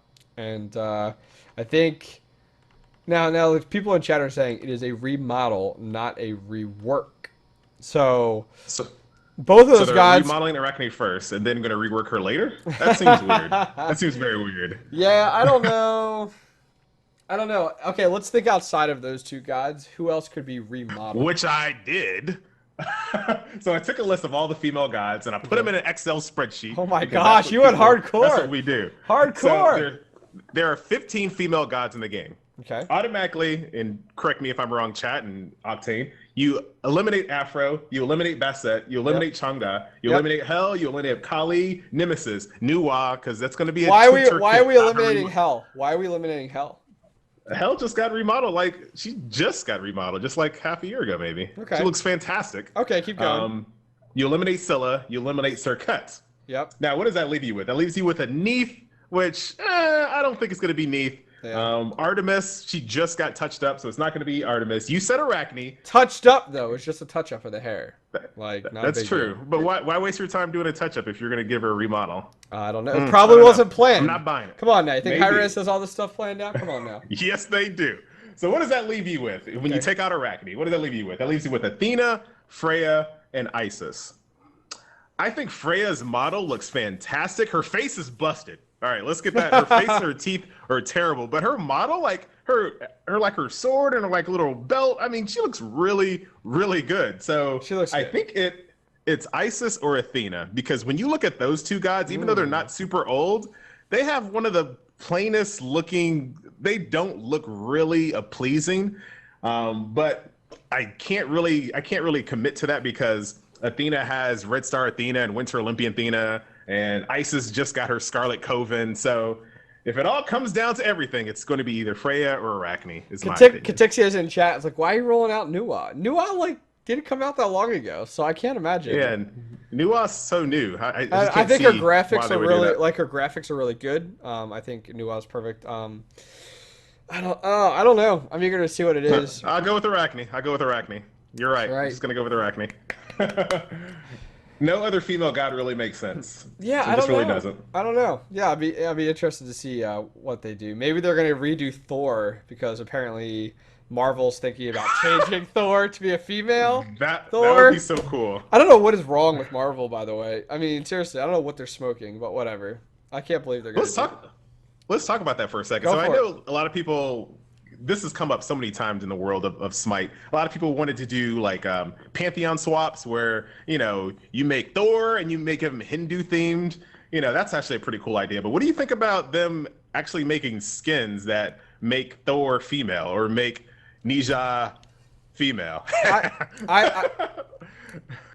I think it's a cool idea that appeals to some players and male and female to be like, hey, as a female, if you're a female, I know when I talked to some females, some time back I did a Smite roundtable discussion with just females, and we kind of talked about that to a degree regarding, like, hey, do you navigate more towards female characters? That stereotype. And most of them were like, no, like not at all. Like that's not what I'm reaching towards. So I don't know if there's a small, like if there was a demand for that, we're like, hey, we want to appeal to the female audience. So we want to allow Agni to be a female and there be a skin for that or vice versa, like a male type of deal. Yeah. Being able to go, okay, I want to go ahead and be able to play Athena as a male. Like, it doesn't work. I don't think there's a need for it, nor does it help to stick with the mythology part of it. I think Smite is already kind of jumping off the path a little bit with all of the, as someone called them, the Looney Tunes skins. Yeah. They're kind of jumping off the mythology path there, and I think that might just take it a little too far. You know what I mean? So that's just kind of my thoughts on that. I agree. I actually agree. I'm gonna keep reading chat to see if anybody disagrees with that on that. I completely agree with you. Like a male Athena, like I don't feel like that's even. I'm not even talking about just from the female, even the male side. I don't feel like a male afro, like that would look bonkers. I think you're exactly what you said. We're already kind of going off the deep end with a lot of these skins. I think that would be a little too far. Yeah, but no. a female Herc, I would be okay with because that would be pretty awesome. But I don't know. If you do one, you kind of have to do more than one. That's correct. That's correct. Let's go ahead and bring in another caller here. Welcome to Smite Talk. How's it going? Pretty good, pretty good. So what do you want to talk about tonight? My support game. All right, let's talk about it. Let's go. What do you got? Give it to me. Well, I've been playing since Moose and Cobb came out, and when I hit 30, I still didn't really have a determined role. And just now, like probably like 3 weeks ago, I just started playing straight support with my friend. That a boy. That a boy. Okay. And I'm just playing nothing but Athena. And I got to the point where we just destroy in duo. Like, I can leave him alone for the whole match, pretty much. You rotate. But then I just feel like I'm just roaming around. I don't really know what I should be working on now. Sure. Since I'm pretty much clean with the duo lane. Sure. So that's always. It takes a while to get to that point with support, and what I mean by that is like, okay, you're in support lane, you're doing dual lane, you're with your ADC.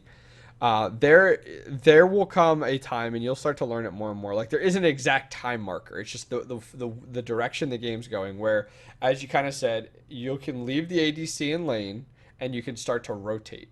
Now, that doesn't mean that it's going to last forever, but you can start to rotate out of lane to go collapse in the middle to create a mini team fight, maybe 3-on-2 or whatever happens there.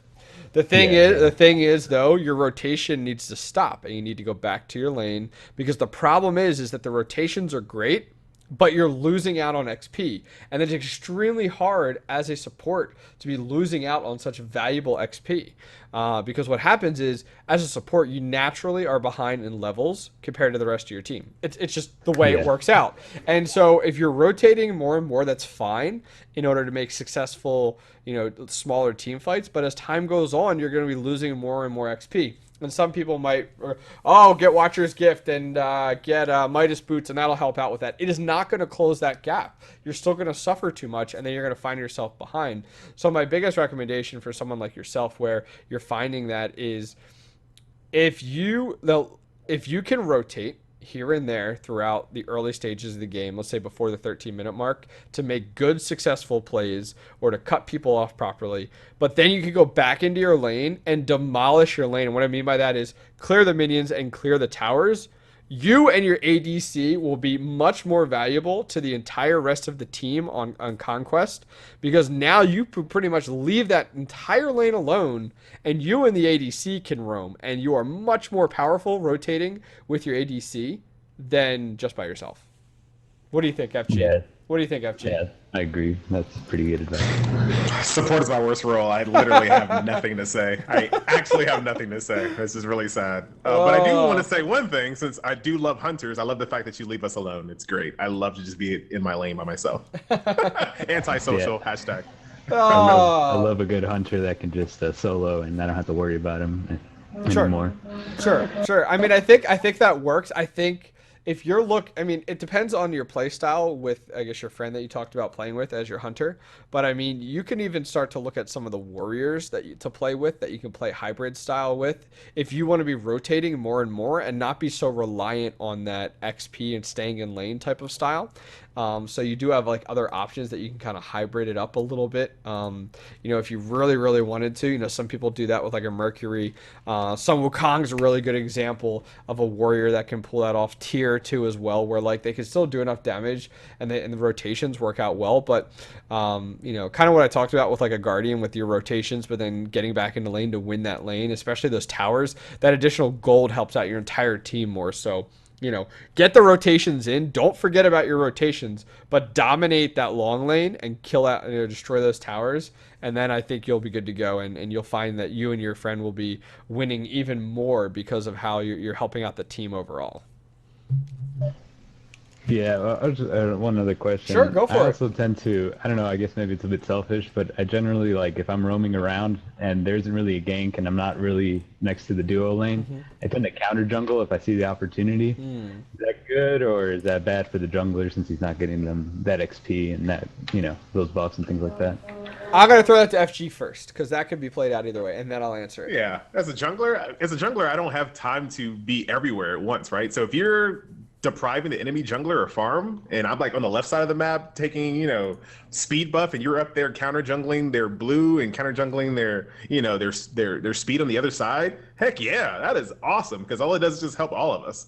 Your jungler can't be everywhere at the same time. I'm also a big proponent of letting other people take my lower harpies after we get to a certain part of the game, not in the beginning, but once you start getting to kind of that mid part of the game, take the lower camps, counter jungle, because I mean all of that depriving the enemy team of gold helps the entire team. So that's actually really, really good. I wish we'd see more people do that. Yeah, I mean, as a end dual lane, as a support, you and your ADC should be looking for every opportunity to steal that blue buff. Without a doubt, the enemy's blue buff on your side, try to get it as much as you can. You taking that away from them doesn't allow them to be in lane as long as you may be able to. Doesn't allow, depending on who gets that blue buff, how that works out. But, outside of that, it's not an issue. The only thing I question about that with going as a support, trying to go ahead and solo those types of things, is like, do you have Hog? If you're not running Hog, if you're not running Hog for some reason, depending on your team comp, it's going to take a while to get that camp, and is it worth it versus just jumping back into lane and working with your ADC to go ahead and clear the lane? You know what I mean? Like that's kind of the big question. The only time if I don't have Hog up, the only camp I'll try to steal is just like a blue camp or like a mid camp, because generally they'll rotate in for the mid camps. But generally like reds and speeds, I'll definitely have to have Hog up because I know time is a factor, and I don't want to suddenly they just come in and steal from me after all that hard work. Exactly. So okay, well thanks. Thanks for stuff. Athena's good at it. Yeah. That's why I love Athena. I think she was most comfortable for me. Try out Koopa, Karna, Geb, and Bacchus, and they're so good right now. I mean, if you with Athena under your belt too, that's a really powerful combination of gods that you can play and support. So I mean, Geb was fun when he came out for me. Yep. And then I see the craziness of Kumbhakarna, but I'm just not in love with them like Athena. I love Bacchus. Bacchus was the best. Bacchus is good too. Bacchus is really good, so I can understand that. Well, thanks for calling in. I appreciate it. Thanks for having me, guys. Have a good night. Have a good night. You too. Yeah, that probably works really, really well with Athena. Just the fact that if she gets caught out counter jungling, she can just ult back to lane and nothing never happens. So that's right. Really legit. Yeah. No, that's always a good call for sure. Let's go ahead and grab another caller here. Welcome to Smite Talk. How's it going? Hello there. Hello. So what would you like to talk about tonight? Well, recently I've been having some, I guess, sort of bad luck with the god Kali. The who? Who? Kali. I know. I'm kidding. I'm kidding. Please continue. I find that she's a little bit, I know this sounds weird, but a little bit too melee based. Mm-hmm. Like a lot of other melee based gods such as Thanatos will have things like where he throws his scythe and he's got like the arc pattern in front of him move. I can't remember the names of them, sorry. Whereas Kali just sort of has the one like relatively low damage ranged move. And then from there you kind of have to sort of stay in melee range, and even though you've got the escape, a lot of other gods can slow you and pull you back and stuff like that. You don't seem to be able to get out of many fights with it. Okay. Yeah, I agree. So what do you think? What do you think in FG with Kali? So Kali is one of those gods where she is in a strange spot right now because her real only place you're really gonna be able to play her is jungle. So if you play her jungle, you automatically have Hog. The only way to really play Kali is sprint and beads. Like you have to have both of those. You have to have both of them to be really, really good. Unless you can push your way to like the 35-minute mark, and then you're gonna be good regardless. But I think you're probably having trouble, trying to stay in melee range, or you're kind of doubting the fact that she has so much melee because you don't have the ability to have sprint and beads. If you had both of them, you'd be able to stick like glue to most people. But without that, as a jungler, you're not going to have it. You kind of just have to just bide your time until your level is 35 minutes in and you can just shred people. That's kind of how Kali is right now. Yeah, I mean, I think Kali kind of goes through phases. Right now, Kali's not a huge in huge demand per se. I would put out there. So I'm not really sure, to be honest with you. I mean, I don't have a lot to comment on with Callie. Callie isn't a god that I play a lot of, but I don't see a lot of Callie played right now either. So I think it kind of not at all. I think it kind of comes and goes. You know what I mean? Yeah. The But thing is, you're thinking that she should have some type of kit change, like she needs something else Like while a she's in range, melee. like yeah. even not just that, maybe even a slight damage boost to a ranged ability, or give it a longer range even, such as, like you see with Ra's ultimate, that's an extremely long range move, whereas Kali's is sort of mid to short range, and it doesn't do as much damage as you'd really want it to for being able to like stay at that range. You have to remember with Callie though, her kit is all based off of commitment, and when she jumps in or dives in there, like she's fully committing into the fight, which is where her like ultimate and some of her abilities benefit the most. If you give Callie any type of ranged ability, then it kind of defeats the purpose of her kit because she doesn't really have to commit a ton. She can just, you know what I mean? So I don't know. I understand the basis around Callie with the necessity to go ahead and you know, have that ability to have to jump into it and commit to it. But I don't know. Right now, I mean, as you talked about, FG, Callie's really a big commitment right now. You know, biggest placement is jungle right now, and jungle doesn't really work right now for Callie. You don't see that picked up. I mean, did we see that this past weekend? During the yeah, we didn't not really at all. yeah, I mean, so I think Callie kind of comes and goes depending on the meta shift, to be honest. Any I other? guess that's a fair point. Yeah, I mean, what other questions you got that we can answer for you? Um, well, I guess sort of one of them is, what sort of junglers and stuff do you think are sort of, well, often you see stuff like Hunbats, occasionally Chuck, things like that. It's very like few of them. But do you think there's any others that could sort of fit in there in tournaments and league and the like sort of game styles that are high end? Are you just asking for like what are some of the more popular assassins right now in the competitive scene? No, it's more like stuff that isn't in the junglers. competitive scene that you think could be in there. Well, I was surprised to see Mercury this past weekend kind of making a re-rise back into the scene a little bit more heavily with being banned out and then being picked up in Game 4 in the last series there, the Grand Finals. I was kind of surprised, to be honest with you. What about UFG? Thanatos. Oh, yeah. I think this is really cool though when you kind of think about the competitive scene, that all of a sudden Thanatos completely falls off the map. Nobody cares about Thanatos. All of a sudden people forget how to counter him, and then he's back just for a little while, just for a glimmer. To answer your question, I'm not sure who the next one is or who isn't untapped just yet. But maybe Anubis, people are saying. Blink Anubis is really, really good, but I don't know. I still like Jungle Bacchus, but I didn't get a chance to play him yet, so don't judge me. Jungle Bacchus? Jungle Bacchus. Jungle Bacchus with the new hog? Yes, indeed. Why are you starting out these horrible things? You know, now you're gonna see people playing it, and you're like, oh, that was when like somebody was like, oh, I'm gonna go ahead and try out Naja as support, and I'm like, what, are you kidding me? Don't do that. Did they say that I told him that? That's bad. No. Jungle Bacchus, belly flop, burp, intoxicate. You cannot miss a kill if you come out and gank with a Jungle Bacchus. You just can't. You're gonna kill someone. I remember one of the quotes from this weekend on the what was it called, the EU tournament thingy, when he was saying about how when they banned Thanatos, it was just like they've got no way to deal with it. They don't know how to deal with it. They have to take him out of it. Because I mean, they practice for all these different things, and then all of a sudden you get a wild card like that, and you're just like, right, we can't deal with it. Just ban him. Yeah, because they practice so much. There's so many scrims against something else, and now all of a sudden it's like we haven't even thought about this. We don't know which is the best counters for him, et cetera, et cetera, et cetera. Nemesis, but it just those things are gonna happen. Yeah. What are the questions you got? They're not a permanent feature. I don't think Thanatos is going to be here for very much longer. Yeah, kind of one of those once and done type of deals. I can agree there. What other questions you got for us today? I don't really have any. Actually, one quick one. Have you two played in any sort of high-end competitive gaming before? What about UFG?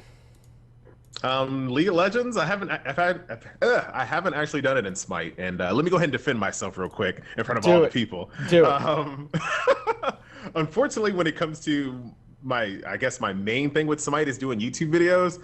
I don't want to be that guy that does commentary and he does ranked games. Because I just feel like no matter what I do, no matter how good or bad you think I am, just pretend my skill level is 5. I don't care, whatever it is. Pretend it's 5. Yep. But while I'm commentating, it's 3.5. Like while I'm streaming, it's 3.5. No matter what I do. So I don't jump into rank because I know I'm going to be recording. I know I'm going to be doing commentary, and I'm going to get some of the best people ever. I just don't want to do it. I don't want to do it, and I don't have time to play when I'm not recording. So unfortunately, I'm not there.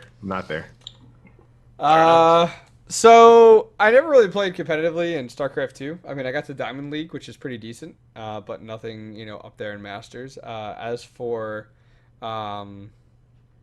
Smite, I actually was organized and kind of operated a competitive team back during the first ever Smite League tournament, which was called Woggle. For those of you guys that have been around back in the day, this was when there was like no tournaments in the scene at all. There was like nothing. Like this was at the point where there was a Skype group chat that, like, as people became streamers or started up teams, they would get thrown, like, you would get into the Skype chat. So it was a giant Skype chat, and that's how you would scrimmage people and stuff like that. Like, that's kind of where, like, you would just talk to people, be like, hey, this, team A and B, wants to play. Do you want to play together against it? Sure, let's go ahead and queue up, type of deal. And then you went through that whole headache type of deal. So I played in Woggle, played on Team Nemesis, which was the name of the team. Ooh, I like it. Yeah, and it was just me and a bunch of buddies that played, but we played every night, probably about 3 or 4 hours every night, and we participated in Woggle. We won one game the entire time. This was when, like, was it Juice?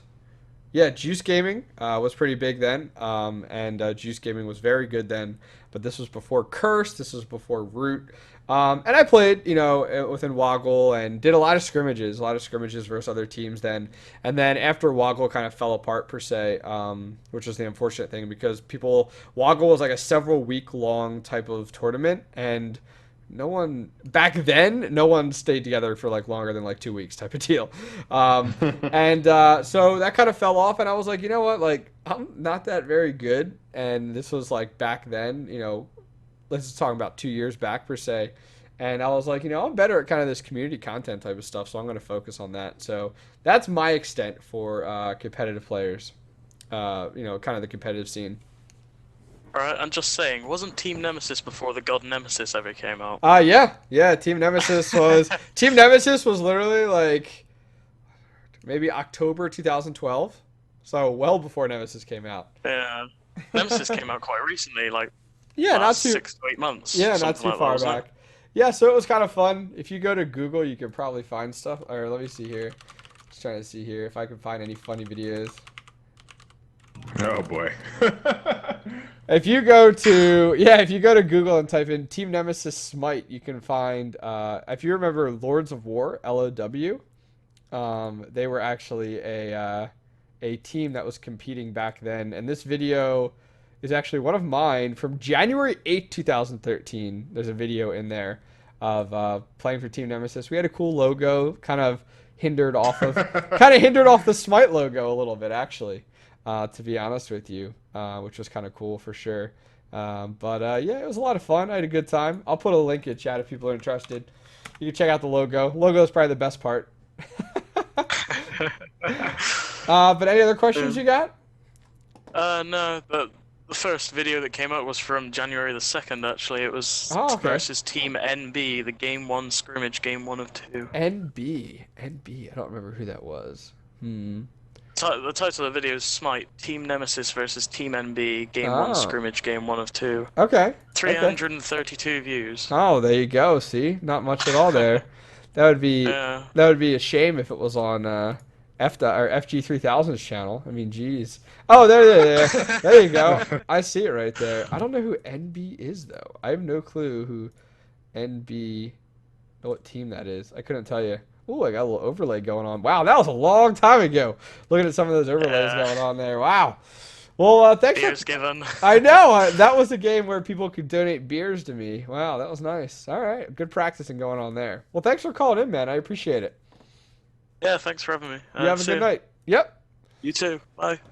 Good deal. Good deal. All right, should we take another caller? Let's do this. All right, let's go ahead. Stalking Panda, welcome to Smite Talk. Hello there, guys. Nice to be on the channel. Hey. So, what do you want to talk about tonight? Well, I started playing Smite back around the tier/Chunga patch, and played up to the release, and then I got out of it for a little while. Okay. And I just wanted to know how you guys feel about the competitive scene and the casual scene compared to, back in 2013 and the release. Sure. FG, what do you got? That's an interesting question. I'm going to think about this for a second. Okay. Go for it. So you just want to know what our thoughts are on the casual scene and competitive scene now versus when the game launched in March? Yeah, pretty much. I think the scene has grown quite a bit. Looking at the launch tournament, when you're revolving around what was kind of going on in the scene around the launch tournament, there was not a lot of. Let's look at the competitive side first. There was not a lot of really big other tournaments that were going on week in and week out type of deal. Hi-Rez pretty much owned the market when it came down to your weekly tournaments. I mean, it was kind of like, all right, team scrimmage throughout the week. And on the weekends, we have the NA and the EU. And they were the high-res tournaments. That's it. If you go ahead and kind of take a look at a little bit now, you can go ahead and take a look and see in like Tier Monster, Smite Central, Juice is doing some tournaments in there. There are tournaments almost every single day, even if they're not like high competitive, $1,000 or more type of deal. Just tournaments for tournaments that are out there. So the scene has grown quite a bit. You also know the scene has grown just by looking at like where we are now. Like we are at a point right now where over the next like 3 to 4 months, the esports scene is going to explode with just the amount of content. Literally, you'll be able to turn on like Smite game every night and find some of your favorite teams playing against each other in the SPL. You have the Challengers Cup coming up. So I think right now for the esports scene, we're at another exploding point, should I say, when it comes down for the esports scene as to where we were then. We were good and we were doing very well, but we were very much carried by Hi-Rez back at the launch tournament. Now we're at a point where the exposure we're getting and the other tournaments that other websites are putting on, like Smite Central and Tier Monster and stuff like that, are really helping to keep the esports scene fueled throughout the week. And it's going to get to the point where I'm just looking like over the next like let's say 3 to 4 months where like competitive players or people like pro players, should we say, not necessarily competitive but pro players, are literally going to be like playing in a tournament every day or a tournament match every day, just in order to and not having as much time to scrimmage because they're just doing these type of tournament plays. So that's my thoughts on esports. As for the casual scene, the numbers have grown tremendously since the launch tournament when it comes down to just the total population, because you have to remember, like, between the competitive scene and the casual scene, the competitive scene makes up like this much of the total population of accounts on Smite, and then your entire casual scene is huge. It's kind of like with like WoW, where like, what is it, like less than 3% actually raids, or 1% raids in WoW. Like it's the same thing, like the same thing there. So I think the casual scene has grown, hence why we've seen so many game modes been starting up and stuff like that. It's a shame with Arena Ranked, but I think it's growing quite a bit. I mean, the population to the point where, last time we talked with Chris, Hi-Rez Chris, he had talked about how they're going to take out queue timers. They said how the queue timers shortly here will be taken out because the population is at a point where we don't need them anymore. So I cry every night. FG, what do you think? Esports and casual, go. About that queue timer thing, the only reason why I cry is because I am the type of person that's not going to jump into a siege if I have to wait 4 minutes for it. Screw that. Give me my siege in 2 seconds or I'm not going to play. But yeah, I totally agree with you. I mean, this is, back then you had teams like Dig and you had COG, and then you had other. Nowadays, there are so many. I mean, look at the tournament that we just saw I know they're pretty high profile teams, but Team Solo Mid and Cloud9 didn't win. Yeah. They got beat by SK and Team Coast, right? That is amazing. And that team before was just Worth Gaming, who was just another upstart team. I remember talking about them. I think I was on the show when I was talking about it. When I was like, Shaggy Shank, EU Zatman. Like, that is so awesome that we finally are getting to the point now where we're getting more and more fresh faces into Smite. More and more people are trying to do things like our caller before, Wolfpack. He's like, I'm gonna make a website for Smite. Like, people are getting involved. People know that Smite isn't going anywhere. People are investing time. So the more time you get invested, the more people you have invested, the bigger this game is gonna get. Esports, casual, the whole nine. It's looking good. What other questions you got or comments on any of that? Oh yeah, I do have one more thing. Go for it. Recently, my friend who I used to play Smite with said, hey, you got to get back into Smite. And I said, why? He said, curse voice. And I said, what is curse voice? It's like, you can now voice chat with people in games, in casuals. And I thought, wow, that's really great. What are you guys' thoughts about how that's going to change the casual scene at like level 30 and that like sort of pseudo competitiveness that you get in unranked games? Great points there. I mean, the curse voice client, some people, F dot on Smite Update previously was like, not really a big deal, a big like changer per se, but it is taking your casual perspective on, I'm just going to queue up for, casual 5v5. Well, you go from typing in game and using the VGS system to now being able to organize your fights much faster and better to the point where your skill level, like the games are going to be better. You're going to be playing against teams that are going to be better. If you have a team that's using the curse client and a team that's not using the curse client and they're on the same level, team with the curse client's going to win if the other team is not using any voice system. And now granted, as long as you're on the same skill level, I feel like that the curse voice client has really taken the scene as a skill level and taken it from here and just lifted it up a tiny bit more. Like, it's taking it to that next level, and I think it's a great idea. And not everyone's going to use, and not everyone is using the curse voice client, which is a shame because it's invaluable, to be honest with you, having that communication and being able to say. But the cool thing I've noticed, especially on the casual side, is the fact that I have not had one pain in the butt BSer, kind of BMer at all in curse with me at all. Where I've had to be like, I have to mute. I had to mute one person once, and the reason was because their microphone was crap. Outside of that, everything else was great. So I think it's great, and it works good for me. What do you think, FG?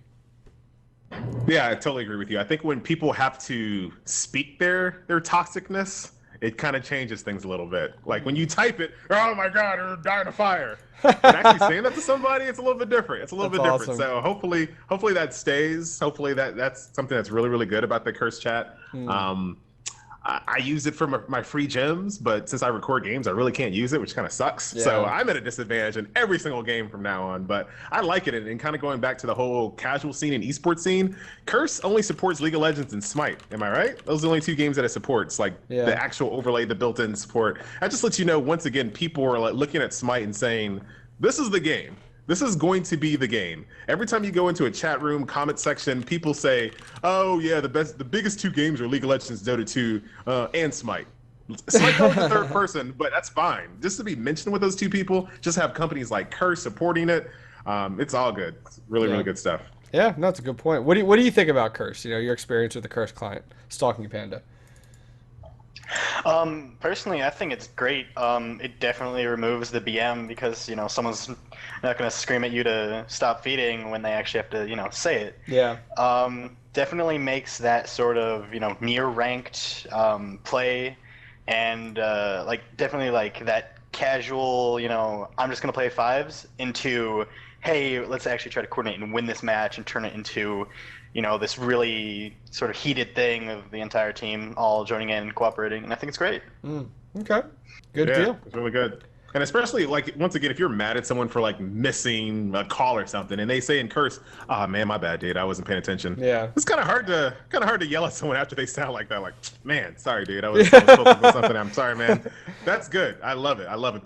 There are people behind these keyboards, and I love the fact that curse is kind of, even though it's kind of duh. There's people playing. Obviously, there's people behind it, but to actually put a voice to the name, to the character, it's good for the gameplay overall. Yeah. No, I think it's a really good point. Any other questions or comments that you have, Stalking Panda? Nope, that's about it. Thank you, guys. Well, thanks for calling in. I appreciate it. Alrighty. All right, good deal. Let's go on to our next topic here, and we actually have 2 more emails to talk about and discuss, and I'll take the first one here. Email from Brandon, and if you guys are interested in emailing the show, you can't call in due to restrictions, or hey, you're catching last minute, or the VOD, feel free to email the show, and we'll go ahead and read it next show. Email from Brandon. I am a newish player to Smite, about a month, and I have a question for you. I have played each class in Smite, and I have my picks for the best in each class, and was wondering what your top picks were for each class. So let's go ahead. We'll bring up the gods here, and we'll just kind of run through who your top pick is. You can pick one god for each one. So let's go to mage. Let's go to mage first. If you had to pick a mage, which mage would you pick? So wait. So top pick, or can I be like my favorite? Because that's kind of, I know what the best are, but how? I feel like this is a better question if I say what my favorites. Yeah, go with your my favorite. Dream team. Go with your favorite. All right, so my dream team. All right. Mage. So if I have to have a mid, it'll be just mage. Sorry. Mage. Isis. Agni for me. Let's go ahead and go with hunters. Nice. Hunter. Neath. Apollo. Assassin. Nemesis. Holla. Han Bats. Hey, your team is looking overpowered. Guardian. Guardian. Athena, hands down. I love Ymir, but I'm gonna have to say Kubakarna. Yeah, it's good too. Warrior. What are we missing? Warrior. Big baby Jesus himself, Vamana. Gonna have to go with my boy Sun Wukong. Oh, I do love Sun Wukong. Yeah. I just don't play him anymore in Conquest. Yeah. So thanks for that email there, Brandon. And why don't you take this one? Those are always fun. Why don't you take this one from Kevin? Email from Kevin. I have a question about the rate Smite is releasing teases or leaks about the next god. For example, the day of the Circuit patch, I woke up and my phone blew up. And it was my friends texting me out Ao Kwang and how he's going to be turned into the next Mayan god or how he's getting redone. Do you think that Hi-Rez just needs to chill with the god releases? And I think we talked about this, the last episode before you went on vacation. I don't know what you're talking about. I don't go on vacation. One god a month-ish is okay. It's a very, I did the math before and I forgot what it was, but if I might do it again just to have the numbers out there. But one god a month is okay, I think. And that's kind of where they trended on. I mean, the Rom and the Yanis were really close, or who was it? Was it Rom and Yanis that were kind of close together? Yeah, they were closer. They're kind of closer. I mean, Rom and Circuit were pretty close together there. Well, yeah, that's pretty close. Yeah. I mean, I think the big thing here is not necessarily. I mean, we talked about how like one god every 4 weeks seems legitimate, but I guess the big question here this person's asking is like, do we feel that the leaks are a little much? And people have to remember. Oh, I missed the question. Yeah, like that's right. That's why I'm here, to keep you in check. The leaks, like, they're not really leaks. They're kind of strategic marketing from Hi-Rez. The thing is, though, like, they come from all different people, and it's interesting because I forget what one of the content created videos that Hi-Rez had done was like, this is what people think when a skin is leaked. And it's like the whole place is shutting down, self-destructing and melting down. This is what happens when it actually is leaked, type of deal. And I don't know, to me, I feel like the leaks sometimes are a little much. We almost get these like leaks almost once every 2 days or something like that. Like they're almost like teasers. They're almost like teasers. And it's a way of marketing. Kind of what F. Dot had said, strategic marketing there. I think it works out well, but at some point, it's interesting because you have that, and then you look at like other, like, let's look at a giant publisher like Blizzard. They're like airtight. to the point where like the only person that's talking about upcoming things is a community manager, and that's posted on a forum with like a patch note coming out, and here's the information, and nothing else is said. Like, you get nothing, and it's just like, here's your information, here's what's coming out next patch, expect it next week on this date and this time, done. So I don't know. What do you think, FG? I love the leaks. I mean, I do have a news show that kind of thrives on this kind of stuff. So Meta-casual news. Meta-casual news. Check it out. FG3000 YouTube. Trademark. I think it's awesome. I think it really, really is awesome. Kind of putting these little leaks out from all these different sources. You know, it does a couple of different things, right? It makes you follow more than just Hi-Rez Stew on Twitter, because some of these things come from KP, some of these things come from APC, some of these things come from all over the place. And then you get more invested in the game because you know these personalities, you start getting to know the people that are behind Smite. So that's one positive that I don't even think that people are even thinking about. And the fact that it keeps people on Reddit talking, it keeps people in the Smite forums talking. Yeah. This is our passion, this is our hobby.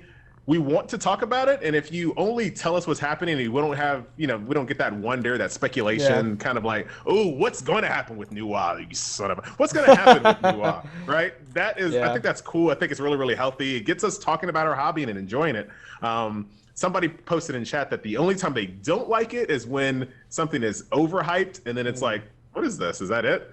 Which, it's going to happen sometimes, unfortunately, but I think all around it's really, really good. Like right now, I'm super excited that the Conquest map is going to be, the artwork is going to be updated. Like, I'm hype. And that was just because they just leaked just a little bit. Again? Yeah, you didn't see that? No, what I'm saying, a week ago. what I'm saying is like, again, we're making corrections to Conquest. Like, what is this, like the 10th time? Like, I feel like the art is like constantly being adjusted. Like, I played when the trees look like, what were they? Like broccoli. Two-dimensional broccoli from Minecraft. You know what I mean?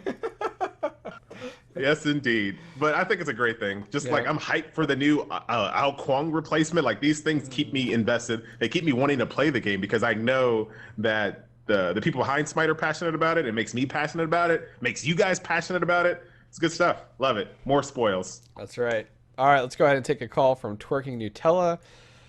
Twerking Nutella, welcome to Smite Talk. How's it going? Hey, how's it going? Hey. Fun fact about Twerking Nutella, he likes peanut butter, not Nutella. That's what he likes on the sandwiches. That's right.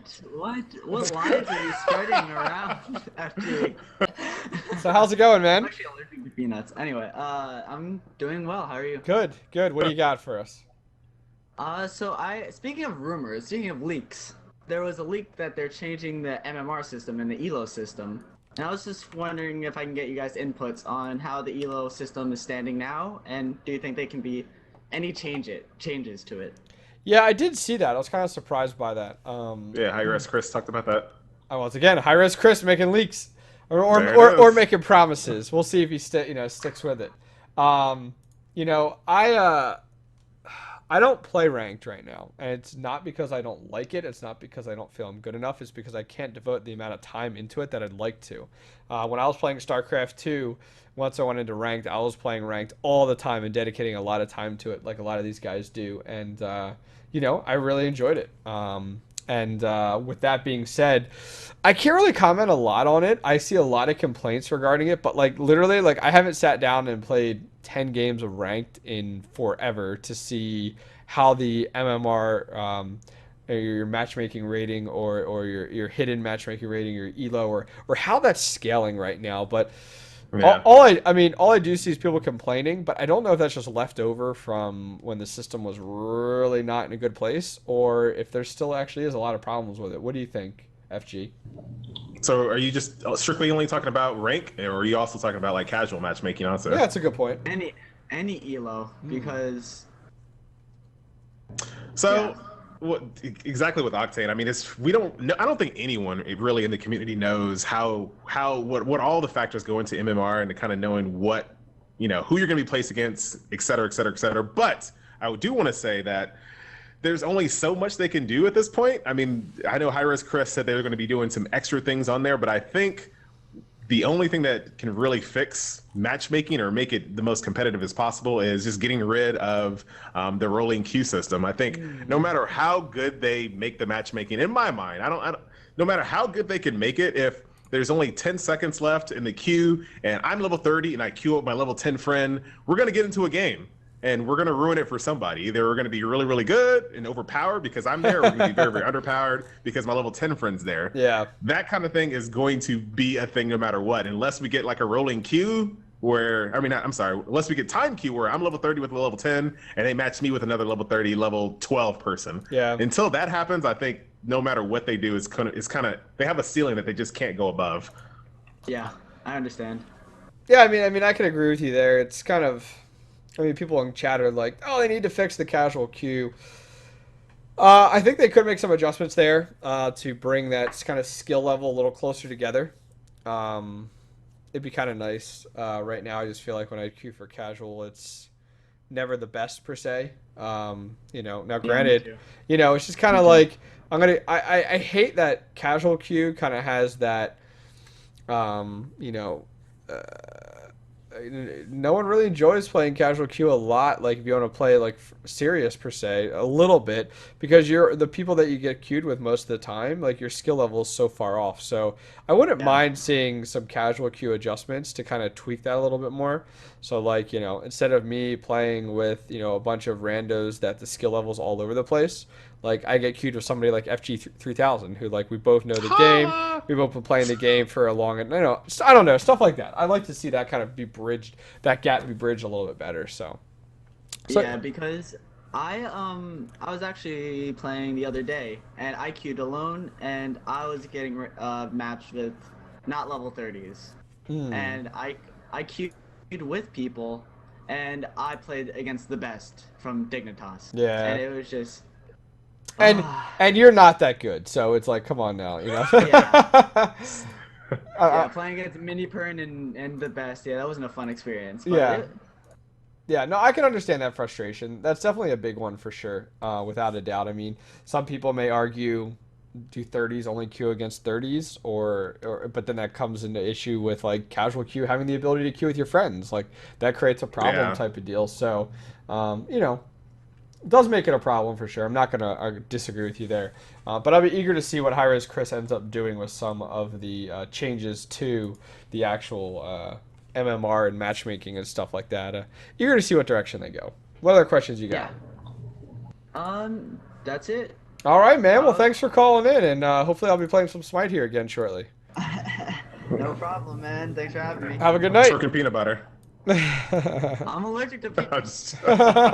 JK. I pull him out of channel as he's like, I'm allergic to peanut butter. That was pretty good. One last thing about that whole matchmaking thing. There's another thing about matchmaking that I think people also forget is that I might be really, really good at Hunter, but then I'm starting to try to play support, and I don't really know everything about support. Yeah. That's not matchmaking's fault. I might be just as good at you at, relatively, but maybe I'm a brand new support. I have no idea what I'm doing, and I'm just trying it out. Where else can I try it besides in the Conquest normals? Yeah. Yeah. That's true. That's very true. Let's go ahead and bring another person in here. Welcome to Smite Talk. How's it going? Good, you? Good. So what do you want to talk about tonight? I want to talk about league play and matchmaking. Perfect. We were just chatting a little bit about it. What do you got? So I just recently came back to Smite, played in the closed beta, and I'm awesome. a League of Legends player. Good for you. Diamond 3. Oh. And I've just noticed, I've been playing a lot of League recently, since I just hit 30, and I tend to match diamonds and platinums as bronze. Mm-hmm. I tend to see it a little bit unfair due to the fact that, yes, even though I have experience in a MOBA and not as much Smite, I can play against those players, but then I get people on my team that are also in bronze that are like, oh, I'm gonna, end up feeding because I get killed once and then my lane snowballs. Yep. I can completely agree with you. In all honesty, if you're a bronze or diamond, you should never be playing with a bronze person. If you're in platinum or diamond, you should never touch that. Depending on what time of day you clean. Depending on what time of day. But that should not matter. That should not matter. And this is where the system is not working right. And I can agree with you. When I've come from other games, you came from League of Legends, you should never play with a bronze player. even if they're during that stage period that Hi-Rez Chris talked about, where like the first few games where it's trying to figure you out type of deal, you should not have to suffer through something like that. Where like all of a sudden you get that matched up, and one, the bronze player is frustrated because they're not doing very well, and on the other side of things, the platinum or diamond player is like, what is going on here? Why am I playing with somebody like this who just started playing the game, just started trying out League for the first time? And like Wolfie has talked about this when we've had Wolfie on Smite Update and kind of discussed the frustrations with it and stuff like that. It should never happen. I don't care what system you're doing or the design of the system. It should never work like that. That's just my thoughts. FG, what do you think? So I guess it goes right back to what we are just saying. They have to drop rolling queues, because if it's never supposed to happen and I'm bronze 4 and the only people that are in the queue at 2 a.m. are like Wolfie and like the best, so I should just not get a game? No, you should sit. I'm you should sit and wait 20 minutes if it has to be until it gets a proper game. I hear you. That's how I feel about it. And unfortunately, the time zones and the differentials and how that works out with the different times that you do play and stuff like that, I know it sucks by how long it'll take versus like, 8 p.m. Eastern versus like 3 or 4 in the morning. But when I talk to people like Wolfie or other pro players that are playing ranked, they're like, I'll wait for a good game.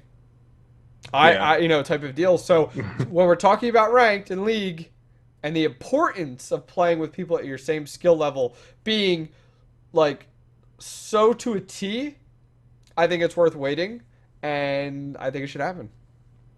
I don't know. What do you think? What do you think, caller? I don't know. Like my 8th ranked game, I've been watching a lot of Sun Touched, and since I play mostly League play, like from 2 a.m. Eastern to like 7 a.m. Eastern, when I don't have friends on to play normals. I mean, my 8th game, I matched Sun Touch. He invades, jungler's screwed, and it's just not fair to someone who's trying that's really to grind tough. levels. Yeah. No, and I can agree with you. And, part of me, somebody had talked about the fact that when it comes down to like your placement matches, where like some people were like, hey, this is my first League game. Those people, I forget who it was who talked with. They were like, those people should not have, what was it? Somebody had said, I forget how they worded it, it worked out perfectly. Where like those people should not be playing should be playing with people that are already set into a league. Or they're automatically in bronze all the way through your placement matches until after your placement match. And then after your placement matches are done, let's say your 5 placement matches, you'll get placed into a league. But during that period, you're always in bronze. You never leave bronze in your first 5 placement matches. And then you get placed. So you could be in bronze and then get placed into platinum, and then you're only playing as platinum people. Versus when you're in bronze and it's your first league match, you can still play with people in platinum or bronze. Or platinum or diamond type of deal. So I think the placement matches is where it's at, where I think a lot of this can be fixed and a lot of the frustrations and headaches can get adjusted. If they do a better job at confining placement matches and requiring so many placement matches. Because, I don't know, you came over from League. What do you think about, like, placement matches and stuff like that? Do you think it's valuable at this point with the way the game is, or do you not like it? No, I mean, placement matches would be fine. I don't necessarily completely agree on always being in bronze. I could see it like StarCraft 2, for example. I play that. Sure, good example. Where, your first game you play against a silver, you beat him. Okay, you match maybe a gold or a low platinum, you lose. Okay, so you're matching against gold. You beat the gold, you're back up at platinum. So it can adjust based off of your skill. Because I've noticed people in bronze, like now, if you're a good mobile player, you can sit in lane, farm, take minions while everybody else is trying to get kills because they think that's where all the gold's going to come from. And you just push lane, that person roams to get a kill from solo lane, you take their tower, and then you get to roam the rest of the game. Yeah. No, I mean, that's a good point. I mean, you could do, your first game is versus a bronze person. You win it, great. You move to silver. You lose it, you go against another bronze person. But I think that would also help. So that's 1v1, right? That's just like that's totally different. Yeah, well, we're talking. Yeah, but no, I'm talking about rank. I'm sorry, I'm talking about like bronze. You play against other bronze people, and then you play against other silver people, type of deal. So it would definitely keep it isolated, I guess, is what you could say. But I don't know. There's just a lot to be done there. You know what I mean? Looking forward to this next patch. Then we'll see. Yeah, what kind of changes are in the pipe. We'll see if anything happens here, Hi-Rez Chris. We're gonna call you out, bro. We're gonna call you out and be like, hey, what's the deal? Any other questions you got for today? Yeah, just a couple. Go for it. What are your thoughts on them potentially adding duo queue? Duo queue to ranked? Duo queue to rank, since I understand where you come in solo and it's more fair to everybody playing ranked, whereas unless you're a support player, you could have a bad ADC, but you could duo queue with somebody that that's an ADC. Sure. I don't know that'll ever happen. Yeah, because then why not try queue? Why not three-person queue? I don't know that it'll ever happen. But you could, but then it becomes really hard because you dual queue, like me and FG dual queue together, and then the next game I'm not queuing with FG3000. I'm queuing with Hindu. Then my elo rating would be 0 again. I shouldn't hold any rating because I'm not with FG anymore. So our value, you know what I mean? Like your value isn't the same. So yeah. I don't know. Maybe when we have 10 million accounts and the population is so absurd that any queue could be created because it's going to work out. You know what I mean? I don't know. What else you got? You said you had a few. What are your thoughts right now on actually getting out of, bronze, silver, and gold, getting up to where, you potentially should be in the MOBA when the matchmaking is messed up as it is? I think if you, for example, was it SunTouch or somebody went to Masters in so many days or whatever. Oh yeah, this is a very interesting topic. He went how long did it take him? It wasn't very long.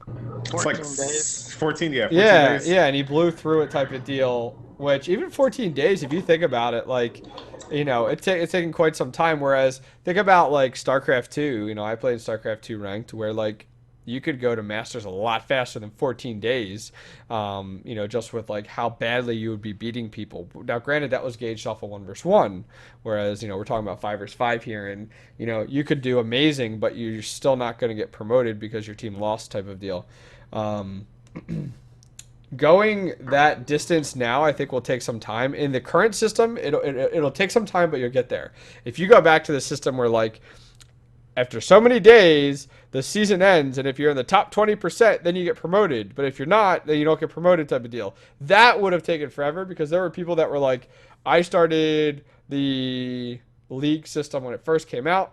I'm now 4 seasons in, and now I'm at Platinum because it took me that long to get promoted through because I had to wait to be the top at the end of every season. I'm so glad they're not doing that type of structure anymore. So glad. That would have taken forever. As for right now, getting above gold, I think, is completely possible if your skill level's there. But at the same time, it's a team game, so you are held back. So you're playing a lot more games in a MOBA like this than you would be in a 1 versus 1 MOBA when it comes down to breaching that gap faster. I don't know. What do you think, FG? I think another part of his question was saying, how do you know you're at the right point, right? When you win one and you lose one. If you take matchmaking out of the equation, yep. How do you know you're... Yeah. And I think another it's really blunt, but I think a lot of people just really need to realize this, and I'm not pointing at you or anybody else. Sure. If you're in Elo hell, you might deserve to actually be there. And I think a lot of people blame it on other factors. I'm getting messed up with this, and this is happening. That SunTouch, I call it an experiment. The SunTouch social experiment kind of shows you that if you're really, really good, there's no such thing as Elo hell. You will just continue going through the ranks. And if you're only, once again, I'm going to throw an arbitrary number. Let's say your skill level is 55 out of 100 and you're not SunTouch's, 98 skill level. Maybe you deserve to stay in silver for a while until you get better. There's absolutely nothing wrong with that. If you look, once you get to a point where you're just, go ahead. I was going to say, if you look at pro players right now and how the pro players that do play ranked, not all pro players do, but the pro players that do play ranked are your top ranked people. If you look at their day-to-day type of how they do, let's say they played a day of ranked, most of them are probably pretty close to 50-50. And that means that they're exactly where they need to be. That was something that we talked about with Hi-Rez Chris when he came on the Smite update the one time, talking about just MMR and stuff like that. And he's like, if you're winning one and losing one and winning one and losing one and winning one and losing one, you're in the right place. Now, granted, tweaks can be made to the point where it's like, my teammates are horrible every single game every single game I lose, and that's why I keep losing. Maybe there could be some tweaks to help out with that so that your win percentage is higher than that, and so you get to that point. But I forget who it was the one time. They were like, oh, I'm at 60% win rate, but then it came down and started going down to like 54%, whatever. And like 54% is pretty accurate for a 50-50 when it comes down to that type of deal. So, it's never going to be 50-50. It's always going to be skewed quite a bit. But I think the matchmaking system can do a better job for if you win one and your team demolishes the other team, and then your next game plays and you're that team that gets demolished. The matchmaking system isn't working perfectly then. Because it should be closer games. Like when I did play ranked here and there, and I played a ranked game, and that game ended after like 40 minutes, and I was like, damn, that was a good game. That could have went either direction. I am so glad I won, or I lost, but I'm okay with that because that was a really good game. That's the way it should turn out. Like that's where the game should be every time. I feel like. Not every time, because you got to think about tournaments, right? Think about tournament plays. There are blowouts in tournaments. Tournaments don't count. They're an exception to the rule. There's no such thing to MMR. No such thing as like your hidden matchmaking value that determines who you play with. Good point. Come on now. Good point. You and your buddies just get together and smash the keyboard. Come on now. How do you think Lassus is so good? He just rolls on his keyboard. He's good to go. He's got all the muscles. So he's good to go. What other questions you got? I just want to hint on what FG said. I have to agree that I disagree that there's no elo hell. Well, I agree that there's no elo hell because if you think about it, if you're a good enough player, the other team has 5 chances to get a bad player on it, and yours only has 4. Oh, nice! I like it. But my It's a really good point. But my last question was, I know it's like you need 12 or 16 gods mastered to queue into League. Yep. But I found out, like, in gold or below, a lot of these people that, they get the 16 or the 20 gods mastered, they've only played those 20 gods. Yeah. Well, they can't pick for other people, but they may not be good at those 20 gods. I don't really see or understand the point in, you have to master this god at least once. You might as well let all the gods in based off of, you can master it, you can just play the god over and over again. You can lose every game and still be able to play it in ranked. Mm-hmm. That's a good point. Yeah, I mean, some people have talked about, the requirement for having X amount of gods didn't used to be that way with ranked. I don't know if you played then FG or even our caller here, but at one point when they had ranked and league per se, whatever you want to call it, you didn't have requirements for gods. Like you could just play it when you're 30. 30 was your cap, you know what I mean, type of deal. So some people have argued to the point where remove it. It's not really needed. And other people have said, let's make it more strict type of deal. So I think I don't know, could go either way. Yeah, I see what you're saying. Just because you're rank 1 with somebody doesn't mean you have any type of skill level with them at all. Yeah, that just means you're playing them a lot. Yep. Yeah, I don't really... it's there. I understand what you're saying. It's not really a gate. It's not really a barometer to say you're actually good with Agni because you're rank 1. I don't know why they use the term master. I hated that when it first came out. Rank 1 is not master anything. So I agree with you. I don't really have a good answer because no matter what, if you open them all the gods open, you're still not good with those certain gods. It doesn't really change too much of anything. It does seem like it's just an artificial barrier, though. But I think what this does is forces people to play more games before they go into rank. It like forces you, hey, stop. Go play some more regular casual conquest games. Don't just ding 29-30 ranked. It kind of stops them just a little bit and shows them a little bit more of the game. And I think that's kind of the only real purpose behind it. Okay. Yeah, that makes sense. Good deal. Any other questions you got? I just wanted to hint on the masteries. Like, yeah, that was like me. I leveled to 30, and all I did was, I found like the 3 gods that I really want to play. I learned how to play them well. I play 1v1 against people in my clan, and then I just went in, played Siege, played normal Conquest while leveling up, and just mastered every god, 40 gods, so that right when I hit 30, I could go in and pick for anybody, trade with anybody. Okay, I can see that. Good work. But no, other than that, that's the last question. Well, thanks for calling in. I appreciate it. Thank you. Alrighty. So that's gonna go ahead and round things out. Sorry No. sorry to the last 3 people that did not get in, that were waiting to get in on the calls tonight. If you want, please go ahead and feel free to go ahead and email it if you want, smitetalk@gmail.com, and we'll definitely take it. We'll definitely talk about it on stream next week. That will be when our next show will be next Sunday at 8 o'clock p.m. Eastern, give or take, depending on how the overlap works with the Smite Update show. But if you guys are not familiar, the show is on iTunes as well as MP3 or RSS feeds. So if you guys want to check out, out of water. Yeah, a little water left in there. yeah, smart one. Correct. That's right. Correct. Fail. Anyways, you guys can check out the audio only version if you guys did get a chance to hear the entire show. Please go ahead and check it out. It is on there. Go ahead and look up Smite Talk on iTunes or on your favorite Android app. I use Beyond Pod, and it's free. And you can just go on there and search for any of the app name, and you can go ahead and download it. It works really, really well. So I enjoy it for listening to the other Smite podcasts that I listen to. But before we get going, FG, where can people check you out, man? You can check me out on YouTube every single day at youtube.com/fitnessgamer3000. I love videos. I love assassins in the solo lane. So if I'm there, please don't BM me. Just let me play. Let me practice. I'm just trying to practice. Fitness Gamer 3000. Okay, put that in chat, so we are good to go there. Special shout outs and thanks to Hi-Rez Studios for allowing us to host this show on their channel every week. So thank you, Hi-Rez and the Smite Game crew. Outside that, as I said, the show airs every Sunday at 8 o'clock p.m. Eastern on twitch.tv/SmiteGame for the audio only or the YouTube audience. And stay tuned. There will be someone jumping on directly after me. I think it's Little Mamacita. That's right. That will be jumping on. So give her some credit. I saw on Twitter she was working on her Vulcan cosplay outfit, which looks amazing. So make sure that you guys do check that out. As well as in the bottom right-hand corner of your screen, guys, look at that. youtube.com/TheSmiteUpdate. Go over there. Follow and subscribe right over there. You can go ahead and check out the VODs for this show, for the Smite Update.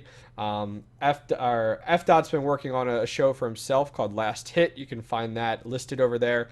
FG3000's Meta Casual News is listed over there as well. So make sure you guys do check it out. It will be updated as those come out. And we will see you guys next week. Thank you everyone for joining us. Take care, everybody. Later.